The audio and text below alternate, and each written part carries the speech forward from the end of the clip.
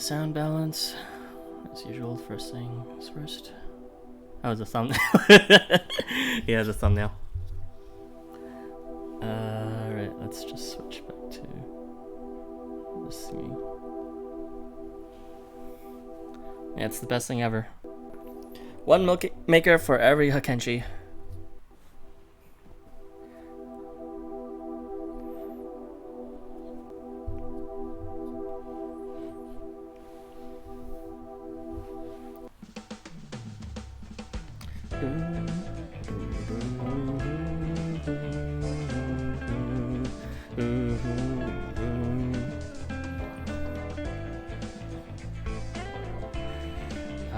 I will do that one dungeon point later.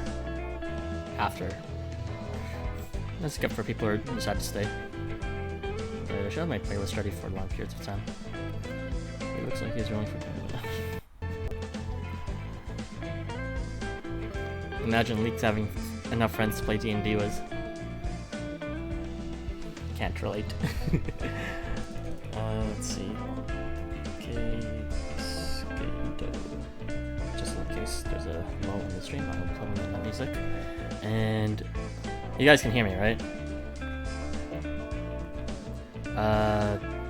Say nothing once if yes, say nothing twice if no. I'm pretty sure you guys can hear. Okay, let's continue. This story that is really stupid and boring, and is basically Shokugeki no Soma, about everyone food-gasming over the food except for Behemoth, because he's a piece of shit. Let's go.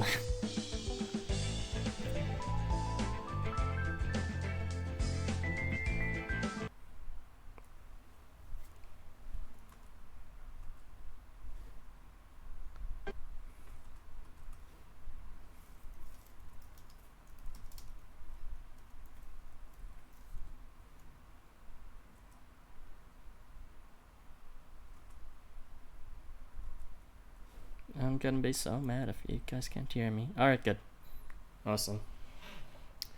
I would have to contest that lab because other than Shino, who makes a good date scene, and the genociders, which make it a good funny, the story itself is pretty crap so far. Oh god, this piece of shit. I'm not ready to voice Behemoth this early in the story. Hara, are you alright, Behemoth? It's too early for this shit. It's already 2 p.m, but I'm not in the mood. Hello, Behemoth? Oh, wow! Oh, just Susie's. Stop me for a second. What's up? No, it's nothing.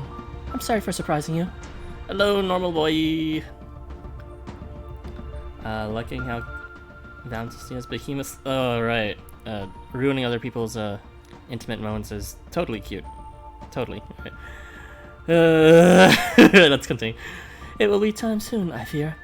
I do not know much longer we have. Oh, they're about to die or something. This Tokyo has been good to you, hasn't it? It is a welcome place, and its citizens are kind. Hope you guys are having a good day so far. Mine hasn't become good yet, but I'm pretty sure after the stream, my mood will lift. Don't worry. I swear by my rule and roll, I alone will stay forever by your side.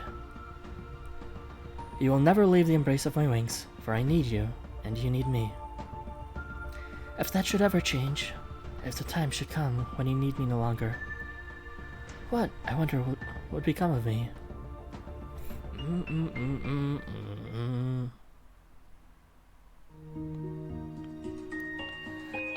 Shiro, I want to go back. I want to go back to, the cooking place. Really? Well, I'll just call everyone and let them know where. No, please don't.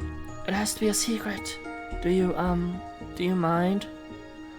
Not at all, but I want to ask, why are you trusting me with this? I thought you were scared of humans. It's because you look, like the best at making sweets. I see? Hold on a moment. I just have to make a phone call. One of my friends is working here. Maybe he can show us around.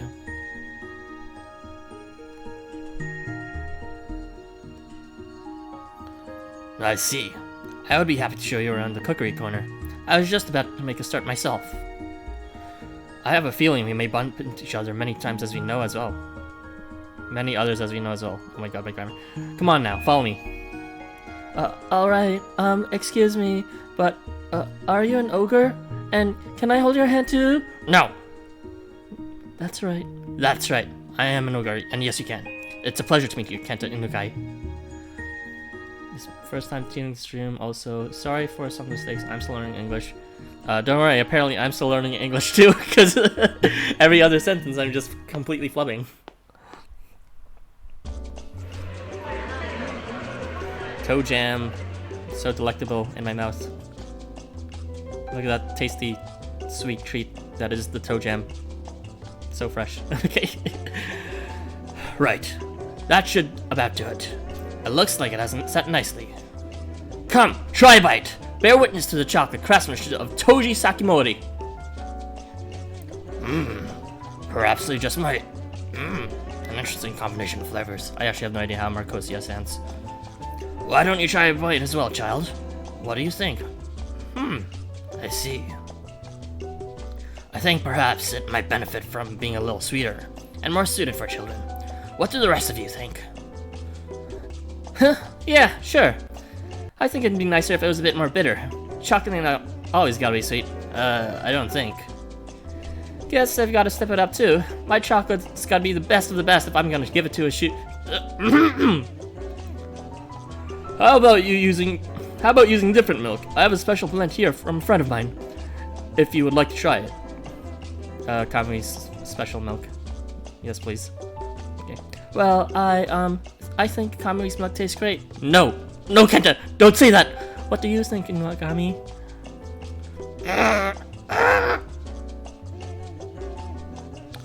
I thought it would be a good idea to have everyone taste tested, but I think this has made me more confused than ever. Well, different strokes for different folks, as they say. Just try it yourself. All that matters is it tastes good to you. That is true, but I'm not so used to making chocolate.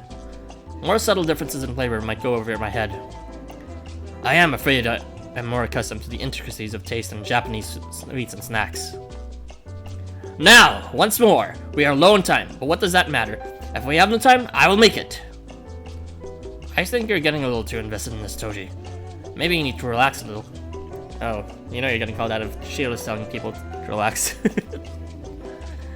Japanese sweets make just nice gift as chocolate. Remember, the Abisu Tea House is just taking part in Extravaganza too. Be careful not to rush, Toji. 4/5 of being a chocolatier is knowing the proper amounts and steps. I'm well aware of that, Shoji Ihimori. Kenta Inukai, hand me the sugar. Horkei Okami, I will take you up on your offer and avail myself to that milk. Here you go. Good luck, Toji. Do not doubt yourself so, my friend. I eagerly await your newest masterpiece. I'm a little surprised you're taking charge of the cookery corner, Choji. Don't you have your own stall as well? Haha, so I do. I was just asked to help out around here. The staff at the stalls are on rotation, so I had some free time. I've had to leave the others in charge of the shop, but they have my recipes, so they said they should be fine. If anything, it makes me happy so... Is that a typo? Okay, that's not me. It makes me happy to see everyone having so much fun cooking. It helps me remember why I love what I do. I know cooking certainly hasn't been all sunshine and rainbows for you. Ryota is particularly worried about you. You should check in with him if you have the time later. Oh, he's a worrywart. That piece of shit Ryota. But I'm happy he cares so much. I'll have to give him a first bite of my next limit break chocolate cake. Okay, you guys keep on saying that thing as if it's a saying limit break chocolate cake, but no one knows what the fuck you're talking about.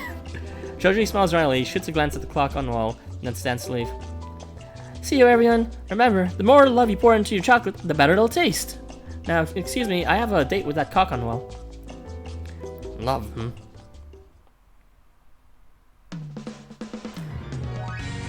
Gotta hate this music. Gift from an Ogre, episode 4.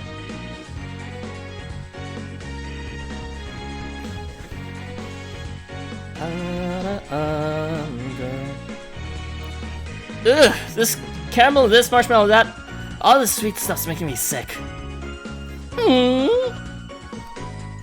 Can't say I didn't see that coming. A dessert, but for desserts. What? A desert, but for desserts. Hey, at least one of you look at me in the eye. We had Nomad's Mystery Sheet, Searcher's Giant Cake, Isu's Dumplings, and I've even browsing stalls for the past hour. Anyone's got their limits. Well, what about those dumplings? They were kind of salty, right? That's practically savory. Call them what you want, they're definitely sweet. Plus 2 little dumplings ain't gonna undo a whole day of sugary scarfing. Yeah, too much sweets is like a bit too much for you also. Oh my god, I just want to be a chubby boy, but honestly I don't have that much of a limit when it comes to, like, if I actually listen to my appetite. Shrek and Housamo. But Chernobog isn't in the store yet. What? I'm tapping out before I start sweating syrup. Sometimes I eat so much sweets that I start tasting like my saliva being a bit sweet too. Yeah, I don't know, I got a, I got a problem. Syrup! Hey, back off! I'm not edible! It's just a turn of phrase. Sorry, my bad, I'm already licking off, but I can't help myself. It's just, I'm pretty hungry. Oh dear, hold. That's your personality trait, only that one-liner. Yes it is! Yeah, I know. I thought Shino's sweets would be enough to fill you up for a while. I thought they would! Seems like I'm getting hungry faster than ever. My, perhaps there wasn't enough for you. I still have food left in my hamper if you want it. I'm good for now. Better to save it for when you need it. Where should we go next? There's gotta be more food out there that behemoths can taste. Yeah, the mood that behemoth is you can go and stay go. That's the mood. More food ain't sweet, right? Alright, I get it already. How about we check out one of those stalls with salted caramel? What do you think caramel is? In that case, why don't we head over to the eating area and reconvene with the others there? There should be cafe stalls offering some more savory foods for Kengo too. Great idea, Z's, but any thoughts, Kengo? Sounds good to me. A nice way of curry should shake all that sweetness off. Sounds like we have a plan. Great suggestion, Miss Z's.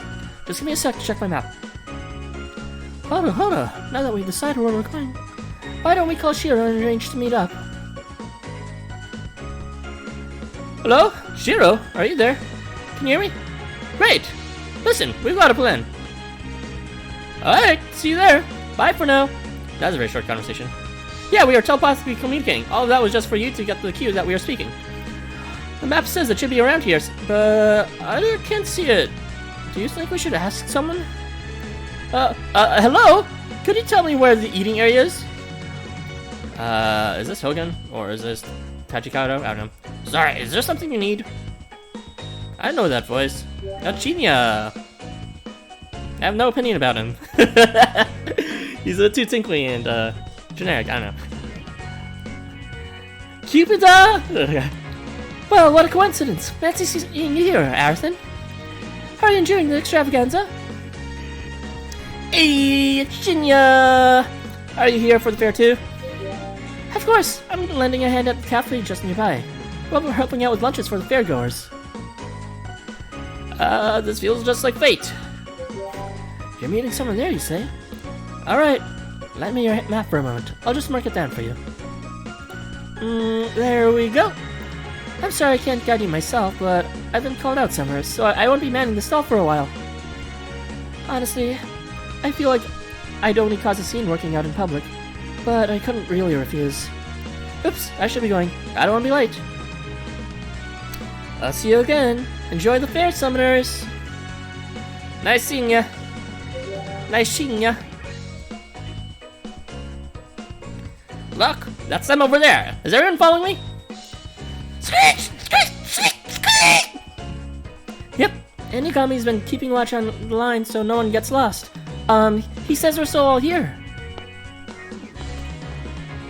Sorry to keep you waiting. Everyone, is this the place? It looks very crowded. There's a ticket system, so there's no need to worry. It shouldn't be long before you can get in. Jesus Christ! This story doesn't make sense. It's just eating food over and over again. No wonder I was so hungry last stream. Where's the option where I can talk to Ryota? Because, like... Okay, who the fuck cares about those? Switch! They stayed in mind perfectly all the way here. You all did very well, didn't you? Hold on. I think we're moving. It looks like someone will explain how things will work to us before we go in. No. What's wrong, Kengo? You've been fidgeting for ages. There's a bathroom nearby if you need it. That's not it. I don't know, it's just... There's something about this place that makes me feel nervous. Some kind of familiar feeling in the air. Hey, Ryotes, are you sure this is just a regular cafe? Well, I don't know many irregular cafes. Anyway, it's Shino's recommendations, so I'm sure it'll be fine. Hold on. Get ready, everyone. I think we're next. Oh, daddies. It is the Deities. What the heck is this? Oh god, Tajikaru's voice. Washoy! Good afternoon, citizens. Welcome to our peace-preserving, law-abiding, friendly neighborhood cafe. You have the right to remain satisfied. Oh no, what the fuck? I got like a PC update something on my screen. No, go away! I don't need the shit. Oh jeez, I'll just ignore it for now. Washoy! I'm in heaven. Why don't you go with what your police officer knows me right now? And what did you say? Why? Look who it is! My old friend Arthur. Non-boy coming in. Gracias. Gracious. Another friend of yours. It seems like you know all of this Tokyo Arthur. Yeah, well, I'm well traveled. Not really. It's just that everyone keeps on stalking me. Where's the police? There. Where there's police, there's Tajikaro. Did this update go away? God, drive right, please right now. I'm angry. I'm happy to see you in good health. I'm sure you'll be pleased to know I'm fighting fit. Yeah, I get it now. I get the same itchy feeling whenever the police are around. It's just like middle school student guidance. Damn it, it's you, Tajikaro. Wait a minute. Tango Takabushi? That was so English. Takabushi? What's a delinquent like you doing here? You need a good disciplining again? No, you wait a minute. What's up with this cafe crap? Aren't you police officers supposed to have, you know, dignity? These are official duties, I swear! That's all part of my job as your friendly neighborhood Spider-Man. You're crying, right? I'm sorry, I should introduce myself properly. I'm Trainee Officer Tajikaro of the Kyo Police Academy. Oh, a themed cafe, I love these places. You sure you know how to run a cafe? Doesn't mean you can actually cook. Of course not. These useless layabouts could barely handle one guidance that's. How are they gonna handle a whole cafe? No problem. Food is covered by the partnership Lord Daikoku has arranged between our cafe and the Abisu Tea House. Many kind citizens have offered their help in manning the stall, so we have no shortage of hands. All we police officers need to do is sit alongside the customers and entertain them with conversation. Wasoi! So you really can't cook. Anyway, I'm talking to you in our cafe. Please allow me to show you your table. Wasoi! Guided by Tajikaro, you and your entourage make your way towards the entrance of the cafe. Only to find your way barred by an enormous iron door. Of that kind, you would usually have expected to be looking at from across a moat. English, please. Gracious, did Gehenna not have similar doors to these? My, that does take me back. Sure did! Wonder what was up with that? They were a momentous message, I suppose, to everyone who entered Gehenna. Pass and enter the Citadel of Grief. Pass and accept eternal torment. Pass and become part of this ruined kingdom. Perhaps you will pass through them again one day, Behemoth, together. Alright, you need to calm the fuck down. That's a bit too ominous. Hey, are you listening, everyone? These are the doors to the cafe, styled after the entrance of our very own Kyo Police Academy. Indeed, we opened this cafe in hopes of helping citizens in this Tokyo learn more about our school. I wonder if they have to say this Tokyo so often. Not just Tokyo. Do you think it's big enough? I'm pretty sure it won't fit. Oi, this brings back nothing but bad memories. I watched to skate every time I went to the guidance classes. You must remember, our school was founded as a direct response to the Shinjuku Gate. Gates exist to shut things away, and when the light is shut away, the shadows lengthen. The gates need to be safeguarded for the sake of public order. Fortifying Shinjuku with individuals' experience in handling of shadows became a matter of the highest priority. Daikoku, the Great Blackness, myself, the opener of the cave. Finally, Actually, I suppose Tsukuyomi is a little different. Hey! Can you just open up already? Less talking, more eating. Roger that, citizen. It was curry you were hoping for, correct? Yes, perhaps a taste of curry will fill you with remorse and persuade you to confess your crimes. What? You're gonna interrogate me? I haven't even done anything. Not recently anyway. I think. And now, in the name of Tajikaro, great deed! Heed my call and... Open! With a pleased smile on his face, Tajikaro heaves the mighty doors open. The accompanying rumble seems to shake your very bones. By the way, do you think there's gonna be a new Valentine's event? Oh no, they're completely skipping this Valentine's event because, you know, they just don't want money at all. This year, they decided to celebrate the year of minimal living and being able to live off just the dew off the green of the grass. I'm pretty sure they'll do fine business-wise. Valentine's is cancelled, everyone. Tell your friends. Thank God. Welcome to our cafe! It looks totally normal! Hey, what are you standing around looking so surprised for? Come, sit. But no, Valentine's is coming. And again, I will just reiterate what the 4 new confirmed variants are. Unless there's a big change that I don't know about. But there are Snow, Gyumao, Shinya, and Barguest. They will be having Valentine variants. Tajikaro, smiling wanly, guides you through to a very ordinary looking set of tables and chairs. The table staff will be with you shortly. Specify your preferred police officer. Oh my god. The table staff will be with you shortly. Specify your preferred police officer, and they will join you at your table. I would be delighted if you picked me, of course. You can ask me whatever question you like. For the time being, I'll excuse myself. Wow, our very own dedicated table staff. It's just like a fancy hotel. Okay, what the fuck? What is Hogan's voice like? Yeah! No. Yeah! Glad you like it as much as I do. Today's been a real blast so far, let me tell you. No, it's definitely not his voice, but at least it sounds lecherous. Yeah! It's Hogan. I didn't know where anything... Oh, no. Anyway, let's save this for later. Here comes your much anticipated server now. What? We're supposed to pick what officer we want? Who wants to talk to any stinking police officer? Anyway. Welcome. Thank you for your patronage. Oh, here comes Toji, the boy toy.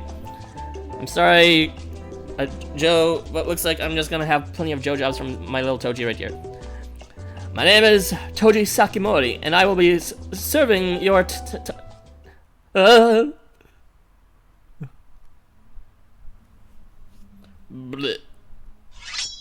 Hiya! Toji lunges at your group, sword and sheet with blinding speed. Well, time to go. Deus Ex sword grab. Whew. This is all just a big misunderstanding. Please believe me, Toji. We had no idea you were here. Oh wow, this is too much! I can't get enough of the samurai swords with a dinky little waistcoat! You dare laugh at me, Kengo Takumushi? Rest assured, my blade will purify that vindictive heart of yours. Oh, you wanna go, huh? Well, come on, bring it. I've been stuffing my face all day. I'd love a chance to work it all off. Are you seriously trying to turn this into a real fight? Spare thought for the other customers, you blockhead. Why don't you both just cool off? A tad. Hogan steps in between the two to cut short Toji's advances. I thought you'd gotten used to this waitstaff gig, but this is the worst incident yet. I'm sorry, Master Hogan. I fear that this will be more difficult than I had anticipated. Someone who has lived for so long in the shadows cannot easily step out of the light. Crazy laugh, Arthur. Yeah, that's my mind break laugh. Don't worry, I've got plenty of varieties of laughs in me. Because that's just how I express every emotion, to be honest, laughing. Alright. Haven't you been listening to a thing I've taught you? You're still thinking about the light and shadow as two separate things. Listen up. Ether and Nether have equal advantage to every single other attribute, including to each other. So that's why you shouldn't treat Ether and Nether as the opposite things that are different. because I'm gonna teach you a lesson. Something Tajikawa couldn't stand to learn too. Go too far in the light, and you'll end up in the shadow. Go far in the shadow, and you'll find yourself back in the light. Everything in this world comes from light and shadow, yin and yang, mixed and complementing each other. That ain't something you think with your head, you gotta feel it in your heart. This is all part of your training, got it? Understood. I am unworthy of your words, Master Hogan. I am sorry about losing control. I hope you can forgive it as a mere byproduct of my inexperience. I don't really mind. Anyway, it looks like all the confusion has been resolved, so if you don't mind, we'll just... Oh, well, if you want this variant so much, then... Cha-ching! Gotta pull out that credit card. I have like all the 4 stars in the Valentine banner, and I didn't get a single 5 stars, but I don't really care, because like everyone has a Shino, and Shino's just as good as like support slot as he is leader, and like Toji is like, I don't really care. Toji's cool, but like I don't really want his 5 star. I guess we can let you off the hook just for today. Now, come on, make with the menu. I'll get you for this, Kango. Just you wait. Give me a plate of curry, double size. I'll have the seasonal pasta. Oh, and some pudding for the devils. Inugami, you like strawberry, right? 1 strawberry parfait. Curry me up, Toj. Oh wait, this is more horny. Maybe I'll have something else. Wait, just let me write all of that down. Honestly, can you not speak a little slower? I'm sorry, Toji. I'm a fast speaker, but I will try to slow down, not just for you, but for my items. But also, I don't want to be playing this for another 4 hours, so that's why I'm kind of talking fast. Also, we have a special gift for our younger customers. They may choose whichever of our 6 Daiti keychains they like. Hey! Which do you want, Inugami? You pick 2 devils? Alright, who's next? Behemoth. Do you want one? Give me everything you got after speech! All of it! You mean everything on the menu? Are you serious? Yeah. What the? Oh? Hara, that looks all so good. I just can't decide. What are the chef's recommendations? What are you asking me for? Can you not read? They're written right there on the menu. What, are you fucking blind? Toji, she's our customer, remember? My apologies. I forgot my place. I'll be subservient and please forgive me. Forgive me. Alright, be gone. I forgot I was not speaking to her as an acquaintance from school. I believe it is explained on the menu, Miss C's. Hey, Toji, have you read this? It just says the staff will be happy to tell us. Impossible! Surely it could not be so as foolish to... Perhaps it would be best if we asked another one to wait our table staff. Fucking Toji got cut. 0 star rating. There will be no need for that. I'll ask when I return to the kitchen. Please wait for a short while. I'll be back forthwith. The strawberry shortcake and the marron glacé, I think. The chocolate, the roll of... I'm not slowing this down, by the way. The roll of profitables and the green tea mouse. Last but not least, the featured chocolate Swiss roll. Nice work, kid. Maybe the details need a little ironing out, but you got through it great. Thank you, Master Hogan. The names of all these cakes are hard to remember, but I'm doing my best. Thank you so much, Toji. I think I might go for the featured chocolate Swiss roll if you don't mind. Of course. Now, will that be everything? Excellent. Your food will arrive shortly. Please roll the die while you wait. Roll the die? No thanks. I don't know how to play D&D. Why do I have a bad feeling about this? Did you think we'd put all this effort into this cafe just to make us sit and wait for your food? Of course not.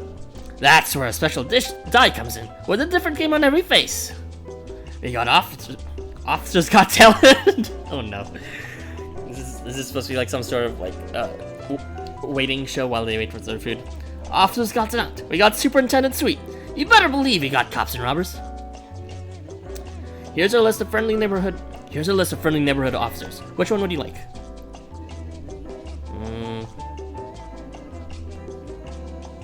Two of them are Toji. Toji's the one for me. Me? Doesn't that sound fun? Alright, it's time to roll the die. Where will it land, I wonder? Hey, just wait. What? I'm not even a police officer. Oh, stop your complaining, Toji. Do you want to be trained or not? You do? Then I'll hear no more about it. No. Now, the moment you've all been waiting for. Ta-da! We've landed on officer interrogation. Chat with your officer of choice to your heart's content. Alright, come and chat with me, Toji Sakumori, if you dare. Hey, you not sure we picked the right officer? I don't know how we're supposed to get along with this one. Feels like anything we say was gonna lose us a limb. Then I'll start. What's the idea behind this cafe? Police officers, of course! That doesn't really explain anything. Wait, hang on. Were you under the table or something? We got a twofer. Since you didn't call for me, I took the liberty of coming myself. Would you mind if I accompany you? As Tajikara explained earlier, we want the citizens of this Tokyo to feel closer to the police on a local level. We've had our share of scandals recently, and a lot of folks seem us as distant and oppressive. We gotta fix that. So I thought extra hard, and came up with this cafe for folks to get to know the police a bit better. Hogan takes a seat next to you and whispers into your ear, careful not to let Toji overhear. That's on the surface of things anyway. The real reason I set this cafe is to help our nearest trainee get that little bit more used to interacting with each other. Why are you blushing, Hogan? You sneaky fiend, genius man, Mr. Hogan. Please stop reading it. That is blatant abuse of authority. I almost feel impressed. Gross. Huh? What's that song again? Why don't they have speakers in this place? Now that you mention it, I have heard the song playing several times during the day. What on earth could it signify? I'm honestly not sure to even begin explaining, but here goes. I see. So it's intended as an aid to losing weight. That seems like an excellent idea to me. We haven't even started eating yet. I think we can just ignore it this time. Right, Behemoth? What? What's going on? Why do I feel a sudden sense of impending doom? Kishimaro, what are you doing? Get away! It isn't safe!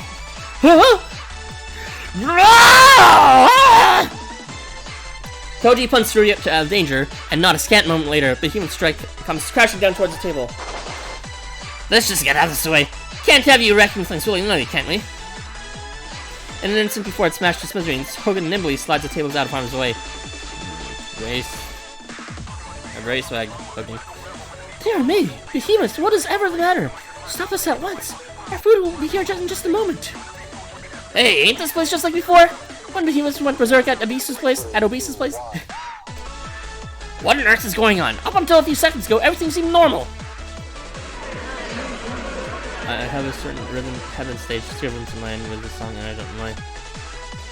Is that the one where it's like had that porno animation where the monkeys are slapping some person's butt? Because I agree. Time for dance exercise! Welcome to our Eurobeat dance exercise! We can't let our customers panic, Toji. You know what to do, right? Of course, Master Hogan. That's right. Ahem! Attention, everybody! Sorry to keep you waiting, citizens.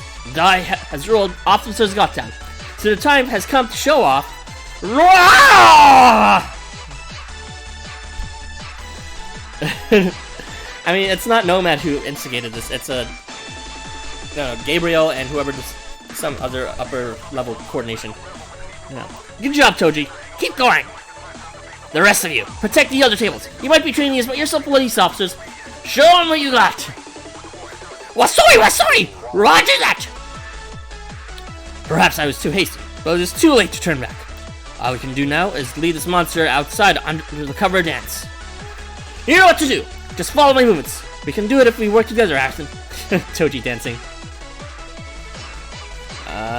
We're so dead. Just do your best, and go with the flow. Watch my every step, and you'll be fine. I will help you if you need it. Here we go. Alright, everyone. It looks like we're playing supporting role. Let's get Behemoth outside of this cafe. Behemoth, you keep on hogging the spotlight. Can you please fucking shut up and let me be in the story too? And then battle sequence, which is not happening because I already did past events. Or like I did the original event. And then did destroy, yeah. But just imagine a battle happening.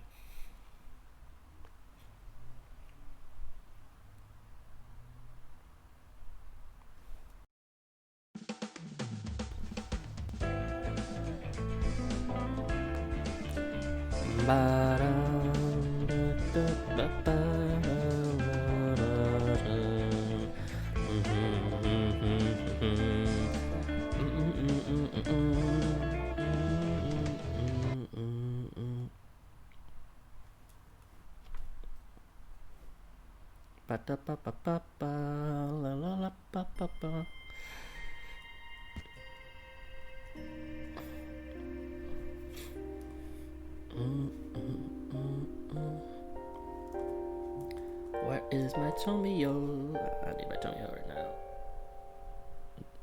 Alright, wish me luck, leaked. It's gonna be a good day, right? Tell me it's gonna be a good day. Okay, let me just turn the group imaging on. Okay, let's just turn that off. And here you go. My good luck Tomio.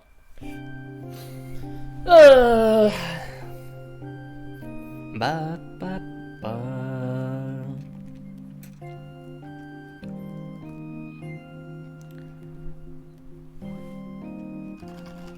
Man, these loading times suck. Oh, here you come. I feel like half of the stories always begin with a sword clashing sound.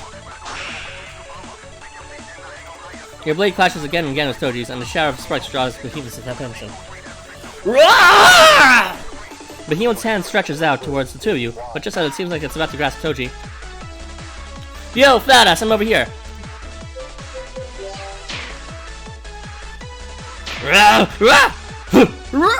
You change roles and the attack becomes new bait. And this way, you circle the berserk behemoth in a dizzying dance. Fusion ha! By switching roles and switching positions, you slowly lead him away from the rest of the customers and out of the cafe.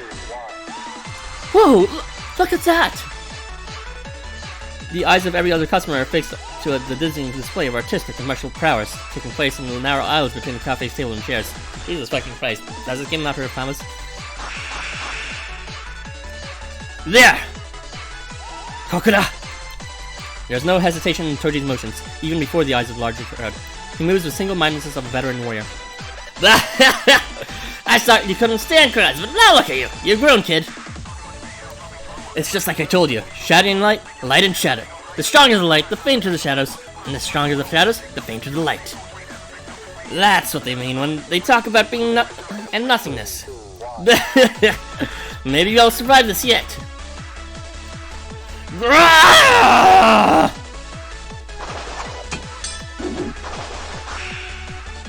Ducking, dodging, diving. As though dancing, you and Toji evade Behemoth's lumbering swings in perfect synchronicity. Look how well those two match each other go. You don't think they're, together. Together? What? Toji's rhythm suddenly skips the beat. Seeing an opening, Behemoth lunges forward with an enormous arm. Toji, look out! It's nothing. Sorry, I just got distracted for a second. Arthur, one day I'll have you. Maybe I shouldn't have gotten my hopes up. Looks like our young monk still has a ways to go. Watchers on the wall, fighters on front. May all the warriors come before me stand with me now. Focus! Toji's arms whips through the air in a series of precise motions. By the time he has finished, his eyes look as focused as ever. What was that? A protective charm, right? I'm impressed you know about that. That summons the strength of warriors past to rid the caster of doubts and restore them to tranquility. You know, like magic. Sure. Now then, I think it's time to finish this. Desserts for table 13! 1 gâteau au chocolat and 1 marron glacé coming right at ya! The tray sails through the air, piled with cakes, and Toji catches it one-handed. That's us! That's Behemoth's order! Then the time has come for me to do my job. I may have to borrow this trade just for a moment. Behemoth unleashes a mighty shart and charges straight for you. Right here should do it! Toji spins in place like a matador, sending behemoths charging uncontrollably past on a course that somehow misses every table in the cafe. One strawberry parfait for table 13! That was for... Wait. No. None of these are interesting. I'm not ready for parfait difficulty. There's no need to worry. I said I would be with you, didn't I not? Here it comes! Kokoda! Catch the parfait perfectly. Perfectly. Now, time to end this. Tajikaru! Wasoi! Standing by! Opening my rear entrance. Now!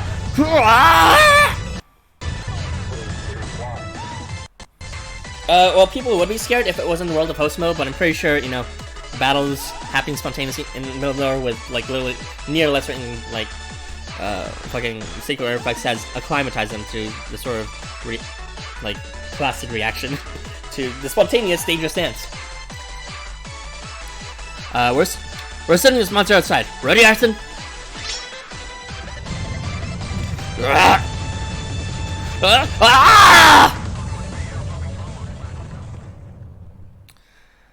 Behemoth charges straight between you and Toji's outstretched swords through the back door and cleaned outside the cafe.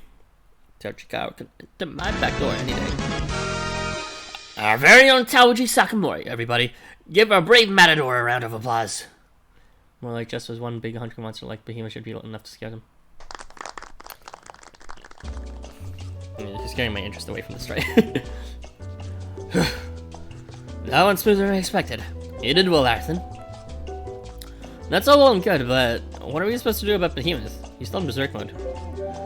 There's no need to worry about that. He should be being restrained by Shiro, Motori, and the others as we speak. Now, I would like to move elsewhere, I confess. I'm starting to feel a little conscious of all these stairs. You did great there, kid. The little performance is gonna be the talk of the town. I am honored, Master Hogan. Yeah, that was some great work for an amateur. You'd never think you'd hate sticking out so much. That you used to hate sticking out so much. Spend too long working in shadows and you'll end up living the rest of your life in the dark. I suppose you're right. I think I just used to be scared. Scared of standing out, being seen by others, and being rejected by them. Looking back on it now, I realize just how afraid I was of standing out in light. Oh boy. You and me, Toji. Toji touches what's remaining of the horns of his forehead with hesitant fingers. You gotta learn to get in touch with your feelings a bit more. Let me tell you just what it was you were scared of. Between your own ogre blood and all these memories trapped in those swords of yours, you're a mix of all sorts of things. You didn't really understand that scene, though. Yeah, why the fuck did Behemoth even go crazy? What the fuck? He wasn't even dancing. You hated yourself for that, and the idea of anyone else finding out about it made you more scared than anything. I did. But not anymore. Indeed, if I were to fear what lies within me, I would also have to fear Ayrton. Toji turns his gaze to look at you, and through you, to the untold multitude of memories you contain. Oh, what about me? I never realized, Toji. I've come to believe that everything within me is a part of me. Mine and mine alone. That is who I am today, Master Hogan. Exactly. You got both yin and yang inside you. You need each other, and you need both. And ain't many who truly understand that. You still got a long ways to go, though, kid. But you're more than you were yesterday. For just a moment, Hogan's face cracks into a genuine, heartfelt smile. Just don't get too full of yourself. This is only the first step. Hell, this is just the present soul leading to the first step. In the Book of Changes, it's written that yin and yang will eventually lead to the two extremes. That right there is the law of all and everything. Alright, Gale. Just because he's a perfect boomer doesn't mean what he's saying isn't right. He woke. Accept the fact that he's woke. Two extremes, you say? Yeah, Toji deserves... Well, maybe he won't be too forthcoming for a hug, but he does deserve just the company. Like a nice stroll to walk by each other, quietly. What are those when you're at home? Do you mean Eastern Nether? Oh yeah, I was just thinking about that, but it's literally Eastern Nether.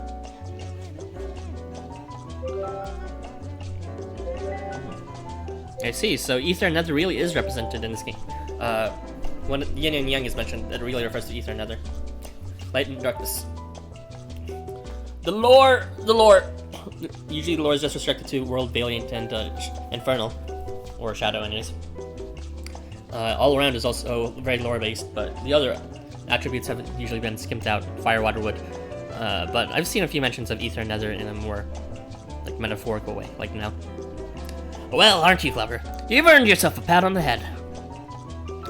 Some theories out there say those two extremes refer to the Ether and Nether. So, what does that mean for us warriors? Well, considering that none of your variants or original typing is Ether and Nether, it has nothing to do with you. Hogan sends one hand to the sky and the other to the ground, to assume the pose known in some schools as the stance of heaven and earth. What are you? Wait a minute! The stance? It's impregnable!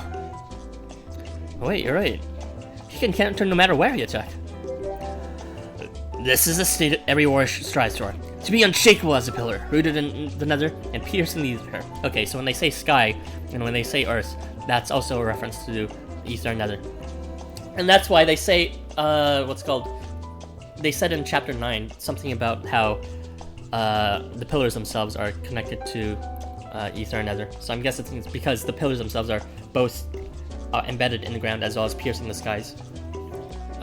Yeah, that is consistent with what I know, I guess. Well, that ain't quite true. There's more beyond this, but, well, one step at a time. Unshakable. And an unshakable mind and body. I see. I cannot thank you enough, Master Hogan. I will not let you down. I, Sakimori Toji, will master the two extremes. What sort of pose is it supposed to be? One hand sort of like parallel to the ground, but pointing down, the other pointing up. I'm sort of imagining it like some sort of Vishnu pose. I don't know. Huh? Really? Master Hogan. The two extremes are just that. Two different extremes. Polar opposites. You know what it takes to reach them both at once. It's like rising all the way up to the ether and falling to the depths of the nether at the same time. You think you're up to that? How can you rise when you fall? How do you recognize polar opposites? That stuff is just way above my head. Makes your head spin, right? That's the point. Mastering the two extremes means going beyond these kind of contradictions. You gotta be self-reliant, but never stand alone. The more precious something is, the more willing you gotta be to let it go. Shut up, Hogan. Shut up. Okay. Mastering the two extremes means overcoming the pain of holding all these contradictions inside of you. Yeah, I guess that's true. Gotta let go if you really love something. Master Hogan, I know that in my inexperience I cannot fully understand the depths of your wisdom. However, I swear. Don't let it get to you too much, kid. I got high hopes for you. We'll give it our best shot, Toji. It looks like you're the real master, Hogan. Yeah, that's because I am. Good to know I can still turn some heads, even in my old age. How do you fancy some of my 10 classes? I'll teach you everything from the essence of yin yang to the 8 trigrams. You've worked hard today, Toji. Get some rest. In the meantime, we'll see if the Silver Fox can't pull off a waiter's uniform. Hogan picks up Silver serving tray and holds it aloft as though he were a pillar supporting the heavens. See you around, youngins. What? A sudden gust of wind snatches away Hogan's parting shout, along with the clamor of your surroundings. Suddenly, the two of you are in the world of your own. An unshakable will, he said. I see. I see! Then I should. What's wrong, Toji? Come on, Toji. Where is your courage? Just think of this as another part of your training. I'm sorry, but would you lend me a few minutes of your time, Harrison? I've been waiting for this. Actually, I have something for you. I prepared some chocolate earlier that I would like to give to you. Shiro Motori and Choji Imori have tested them, so they should be palatable, but I have brought stomach medicine just in case. Aw, Toji. You're too nice and too down on yourself, but that was really nice of you. Perhaps I should not have said that. Apologies. I am a little tense.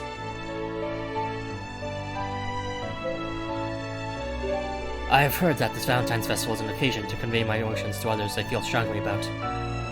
I feel strongly about you, and I poured those feelings into this chocolate. And any second now, Behemoth should jump out of nowhere and to eat them. It would make me so happy if you would eat them before he does. Toji earnestly thrusts the box of chocolate towards you, perhaps a little too earnestly because his vice-like grip in the box is already crumpled. Wait, does this mean? Watchers on the walls, fighters on front, may all the warriors who come before me stand with me now. I must still be inexperienced to become so flustered. I'm glad Master Hogan's not here to see this. No, that's not what... Right! I will have to give everyone a share later on. Would you mind if I asked you how it tastes? I would appreciate it if you could try and tell me your thoughts.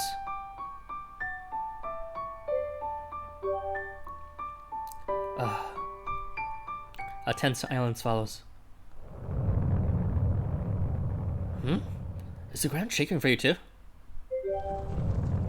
An earthquake? Now? Can the earth not give me 5 minutes? Nope, it's Behemoth, sorry, not yours.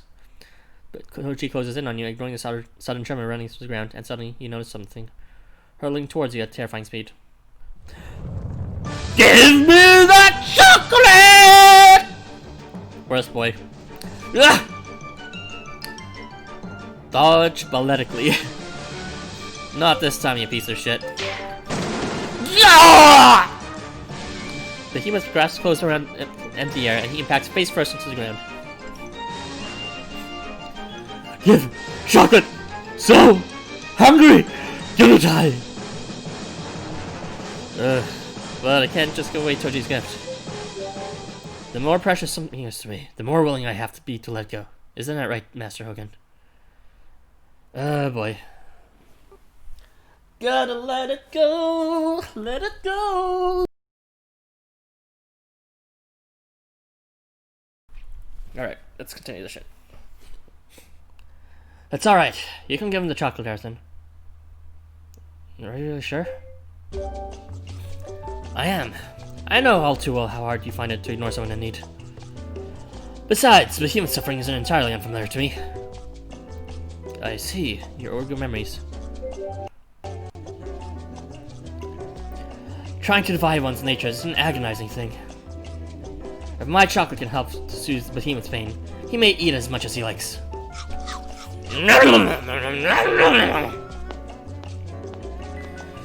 So, this is where you were. Stealing my spotlight again, you stupid bitch. Good heavens, Behemoth.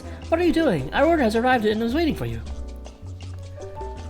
Where have you two been? We've been waiting for ages. Everyone has been worried about you. Damn, this is great! Hold on.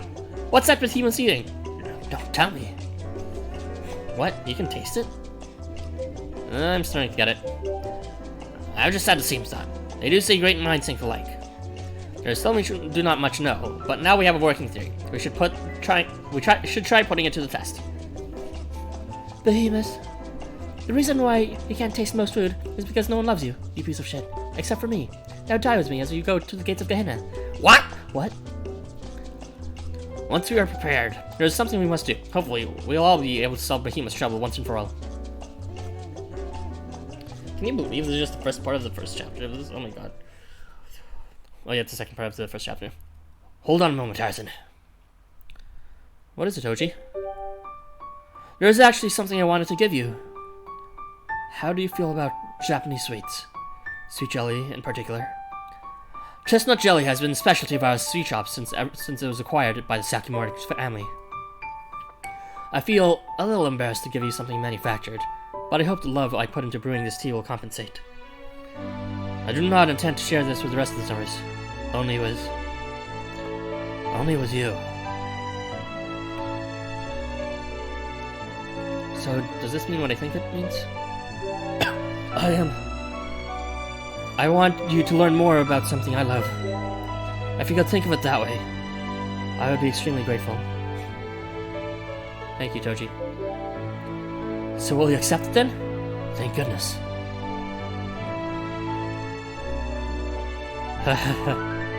Please try it when you have 10. I'm confident you will be pleasantly surprised. This will do to start, but someday, I want to talk to you about all sorts of things that I love. What you have given me, I wish to return to you twice over if I can. I am so glad to have met you. Thank you, Arthur.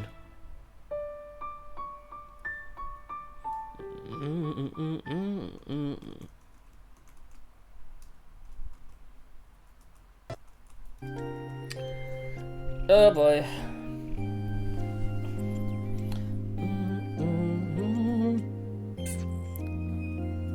I need more tomatoes.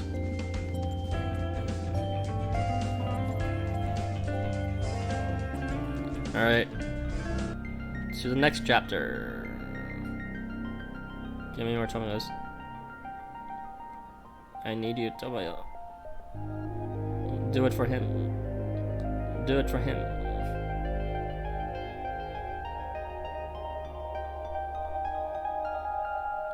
Where are my tomatoes at?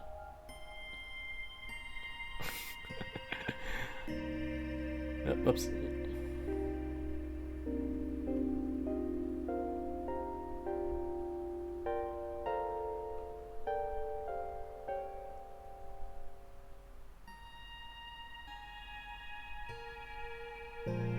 Do it for him. There you go.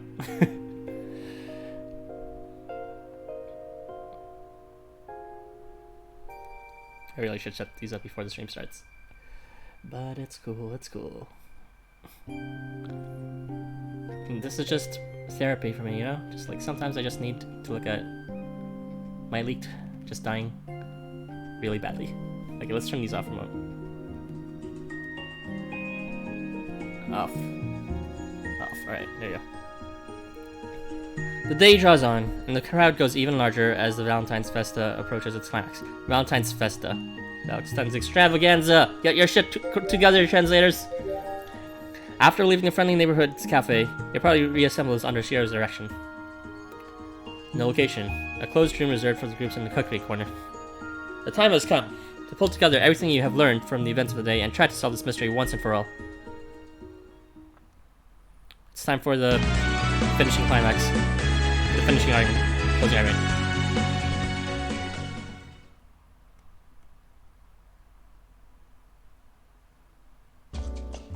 Alright, I think I'm done. How are the rest of you doing? Is this alright? Damn it. Would have been nice to have had that chance to practice this baking stuff. Got cream all over me. Well, creamy all over you, Kengo. I just think you might have needed it. How did you even manage to make it collapse like that? Can't you follow a simple recipe? Hey, cram it! At least mine's got heart. What did you do with yours? Measure that thing with a ruler? Ta-da! I'm done too! One patented Ryota Super Ultra Mega Fudge Delight! Fresh from the oven. It's many bakers. Baker trauma. I'm done too. One summoner slice coming right up. Hope it looks tastes better than it looks. Before you sit 8 cakes, 4 among them painstakingly handcrafted by Shino, Kengo, Ryota, and yourself. Oi, how come Toji gets slack off while we're slaving away? What's not really his fault? He did have a job to do after all. Whew! All that works made me thirsty as a sponge. I'll go use Grinder to get a hookup right now. I'll go get you something for us to drink. Kenta, could you help me out? I'm not sure I can carry the drinks for everyone by myself. Okay, I'll help. I know I'll be fine as long as Inagami's with me.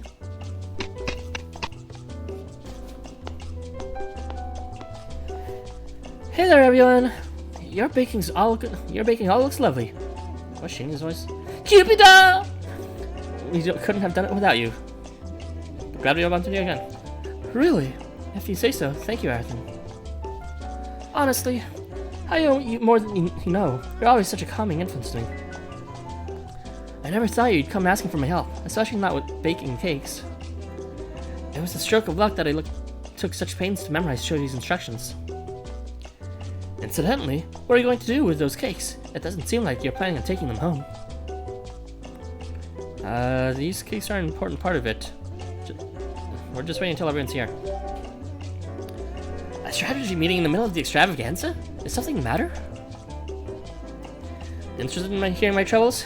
Alright, so here is the deal. Here's the tea. I see. So Behemoth's a piece of shit. Gotcha. So you're all searching a way to help this friend of yours find more food he could taste. A rule that instantly converts everything one eats into pure energy sounds troublesome indeed. However, you say that there's still something left behind that Behemoth can taste? Something that his rule does not convert into energy? Yes, but we're not exactly sure what it is.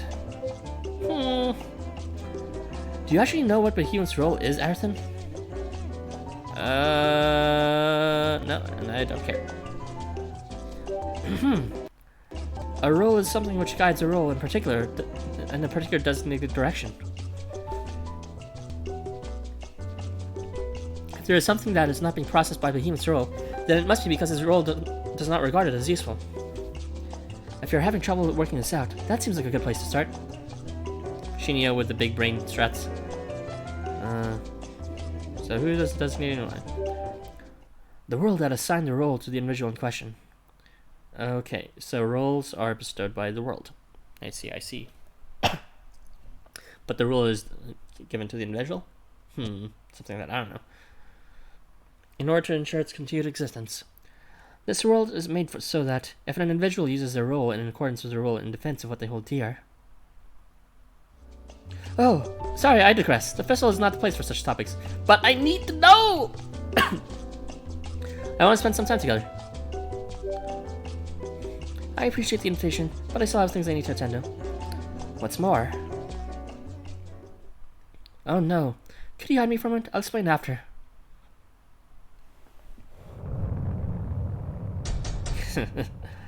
Valentine panic, getting a reprint. Oh, Shino! Where are you? Come out! Come out wherever you are! I have Valentine chocolate just for you! He doesn't want your nasty chocolate! He wants mine! Shino! Where are you, Shino?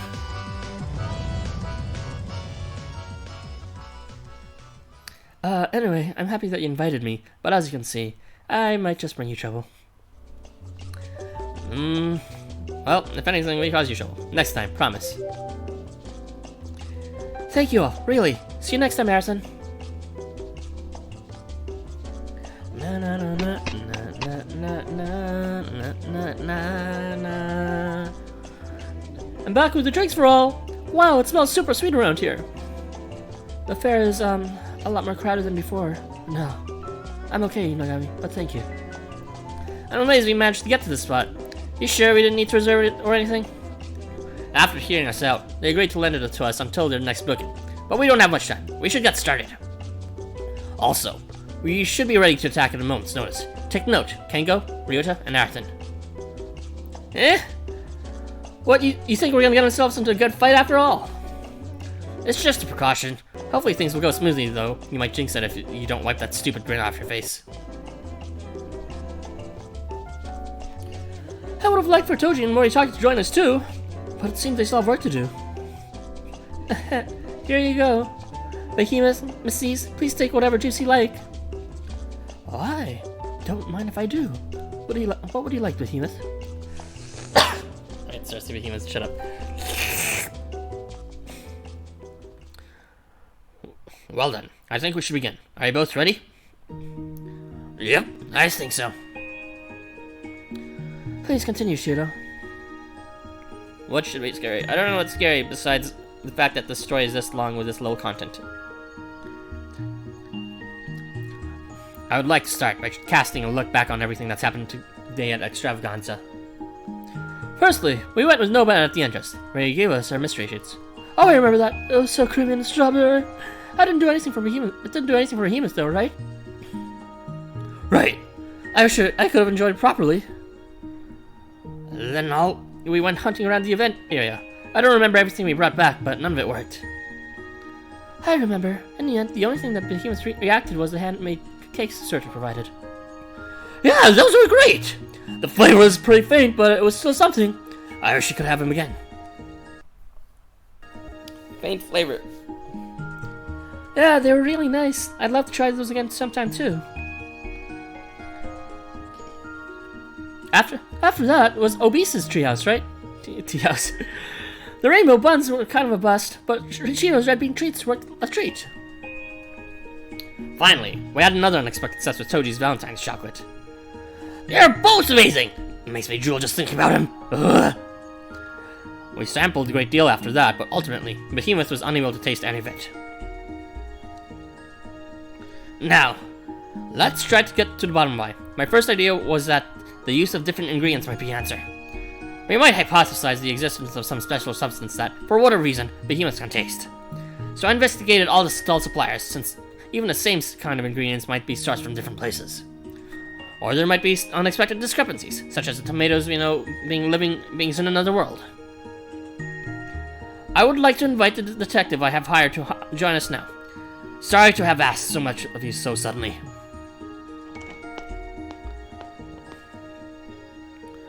Well, I could have done with a bit more time. You're lucky I'm being so damn good at my job, but not speaking. Oh, hey, it's Nomad.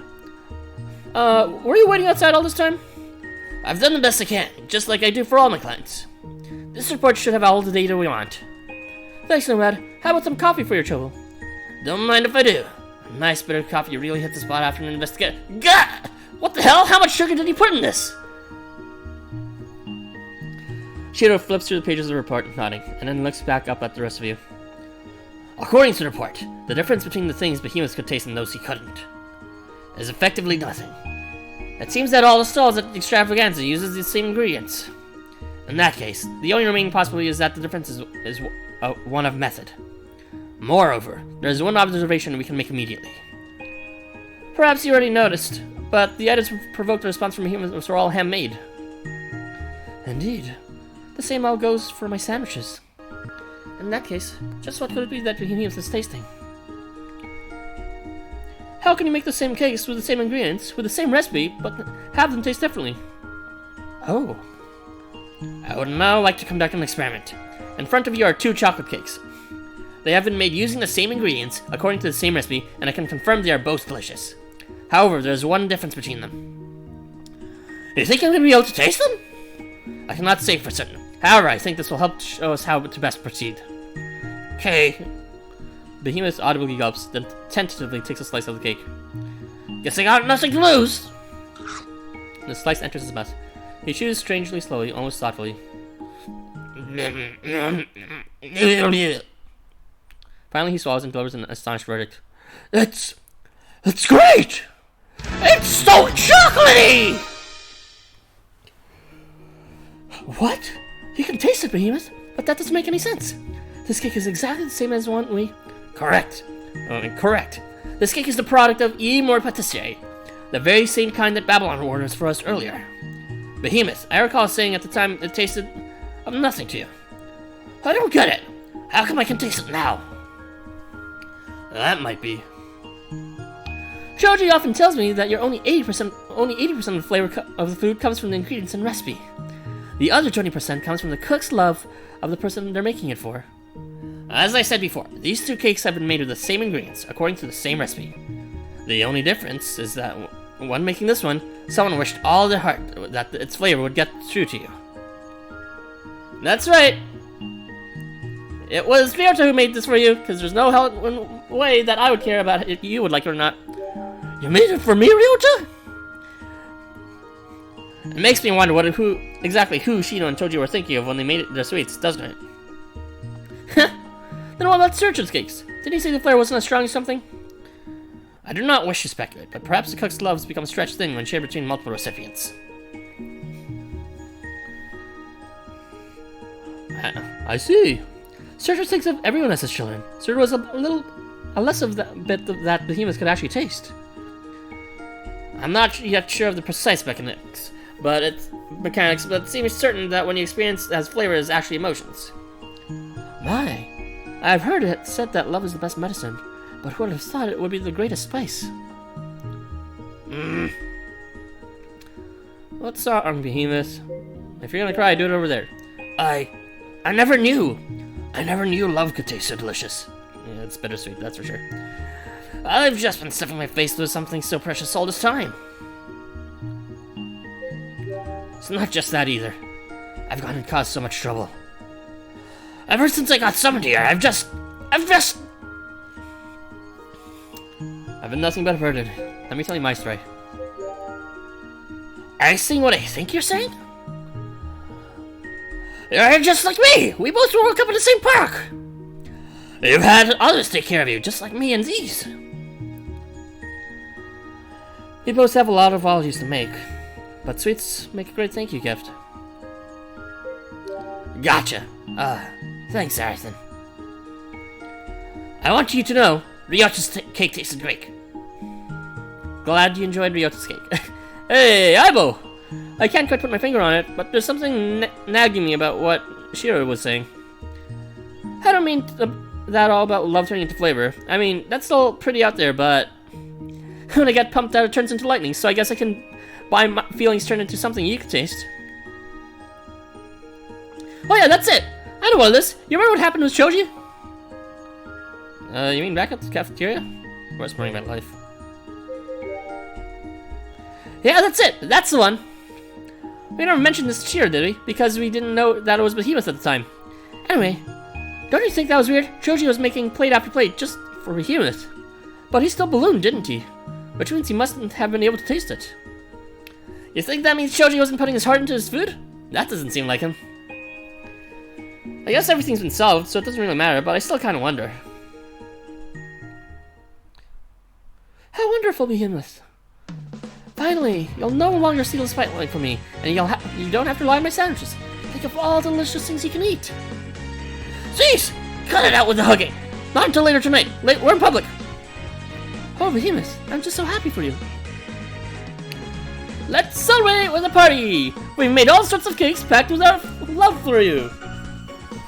Ryota lays out 3 cakes in front of Behemoth, and an additional 4 in front of everyone else. Be careful not to eat these 4 by mistake. They won't taste of anything, and you might, well, you know. Got it. Thanks, Ryota. Alright, time for the best part of the meal. The food! Alright! I can't believe you made so much, Ryota. I know, right? You know what they say, you can never have too much of a good thing. Here's one I just made for you. Come on, eat up. As the rest of you are enjoying your party, Behemoth busies himself with tucking another slice of cake in his mouth. However... What's wrong? Why can't I taste anything? What? Behemoth? What did you just say? Behemoth's hand reflexively stretches out for another cake, but that tastes of nothing too. With increasing speed, he shovels slice after slice into his mouth. However, every single one is converted to energy as it passes his lips. Behemoth snatches for cake after cake in increasing desperation, and finally...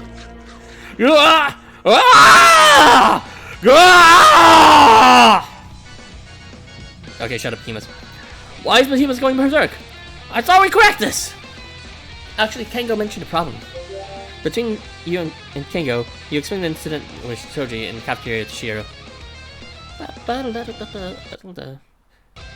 So you're saying Shoji personally prepared food especially for Behemoth, and he still couldn't taste it? Was my hypothesis mistaken? You know what that's something else. It's everyone's favorite character, Shino, right? Totally nothing surprising about it. Shino and his 7 milkshakes. Well, 8 if you count that other source. Was my hypothesis mistaken? I was so sure. The other type of clickbait. You mean the Christmas clickbait? It's not clickbait. It's canon. That's exactly what Shino looks like underneath his robes. I think we're on the right lines, but there are more pieces of this puzzle.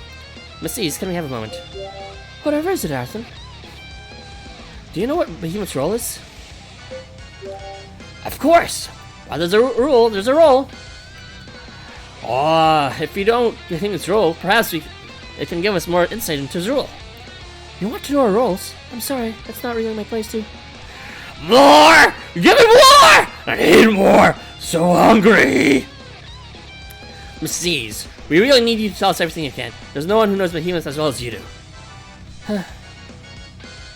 Who is Miss C's? If there's anything you know, please tell us. I really want all of us to be together someday.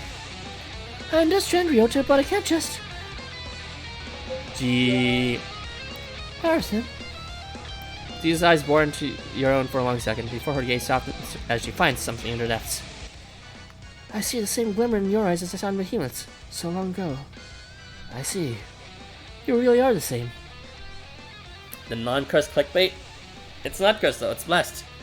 Everyone who saw it had their lives like enhanced that by that much. Everyone gained 5 years of life just by laying their eyes on it. The same as behemoth, am I? Perhaps I am. I would imagine you have not noticed it yourself yet, but I've spent much of my life with behemoths, and someone else with that glimmer in their eyes. I know it well. I have never considered myself fortunate, but compared to you, perhaps I am. As an inseparable trio, the three of us were, at the very least, spared the pain of loneliness. Forever load. Miss C's, is something the matter? I'm terribly sorry. Calling you the old days always puts me in an odd mood. Very well, I can tell you what I can.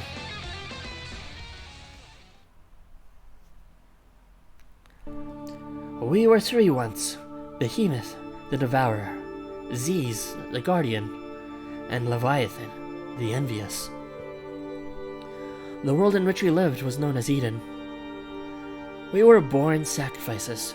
Since we took our first breaths, we are fated to be exiled to another world, Gehenna. What do you mean, sacrifices? Do you remember what Azazel was saying? It means those exiled behind the walls. Beyond the walls. Eden exiles outside its walls anyone who does not adhere to its faith. One of the destinations for such exiles is Gehenna. Windows XP background.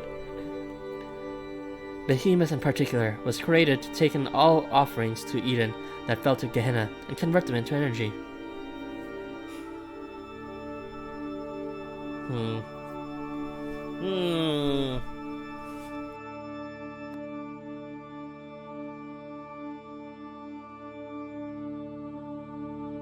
So it's like, Behemoth was supposed to steal all the offerings that were given to him in Gehenna and deliver it to Eden. Wow, Eden's kind of a like a slime ball kind of location. However, Leviathan was created to feel overwhelming jealousy for whatever was before him. That's right. If you guys remembered, Embark, Summer Ocean Adventure, even though it was just an empty shell of Leviathan, that is to say, whatever looked like a Tifon's shadow. It wasn't actually a shadow, but you know what I mean. It was a Leviathan shadow or whatever. He sort of seemed maybe jealous. I don't know. Like through the nonsense he was saying, there seemed to be some sort of contempt. Yeah, so it's not. This isn't the first mention of Leviathan. So they fought. Leviathan turned upon his fellow sacrifice, and in the end, each devoured the other. As for me, I protected the outside world from the struggle, but I too was struck down. I see.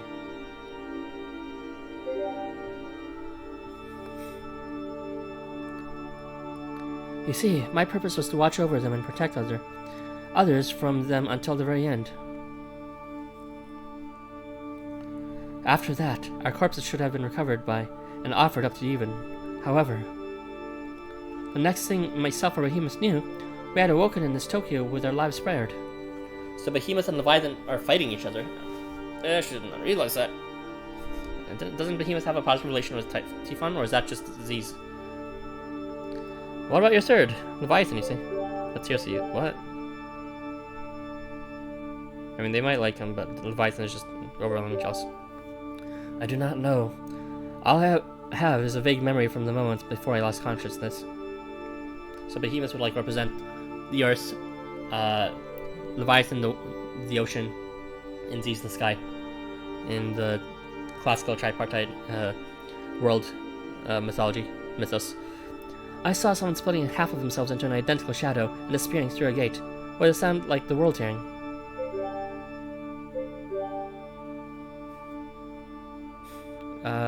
Is he referring to Leviathan right now? I'm not sure what to make of it, but it gives me hope that, like us, Leviathan has been summoned into this world somewhere. Yeah, about that. He already was. And then we kind of... Yeah, I don't know where he is anymore. However, well now, if my dear Leviathan should find a partner, and that partner should consort with somebody else, I can only imagine the magnitude of his jealousy. Oh god. Jealousy, indeed. He's hopelessly childish, but I personally found that rather adorable. I see. That is, truly, everything you know about our roles. We are never anything more than sacrifices. I hope that helps Shiro. As a teacher, I'm terribly embarrassed that it can't be of more use. So their roles are sacrifices. Not at all. Thank you very much, Miss Z's. I can't imagine that must have been easy to talk about. Okay, so I guess it was a sacrifice to give those sweets, maybe? But for things that are specially prepared? I don't know. I'm just gonna let this story go. I mean, Choji specially prepared them. So how about it? Do you have any ideas of what it might be that Behemoth can't convert? Perhaps it has something to do with his role that forbids him from converting. Something or some special kind of emotion. What kind of emotion could that be?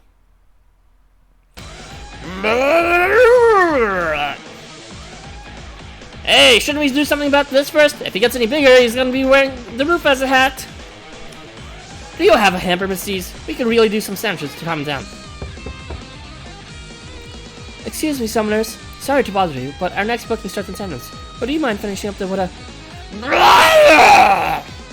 Hey!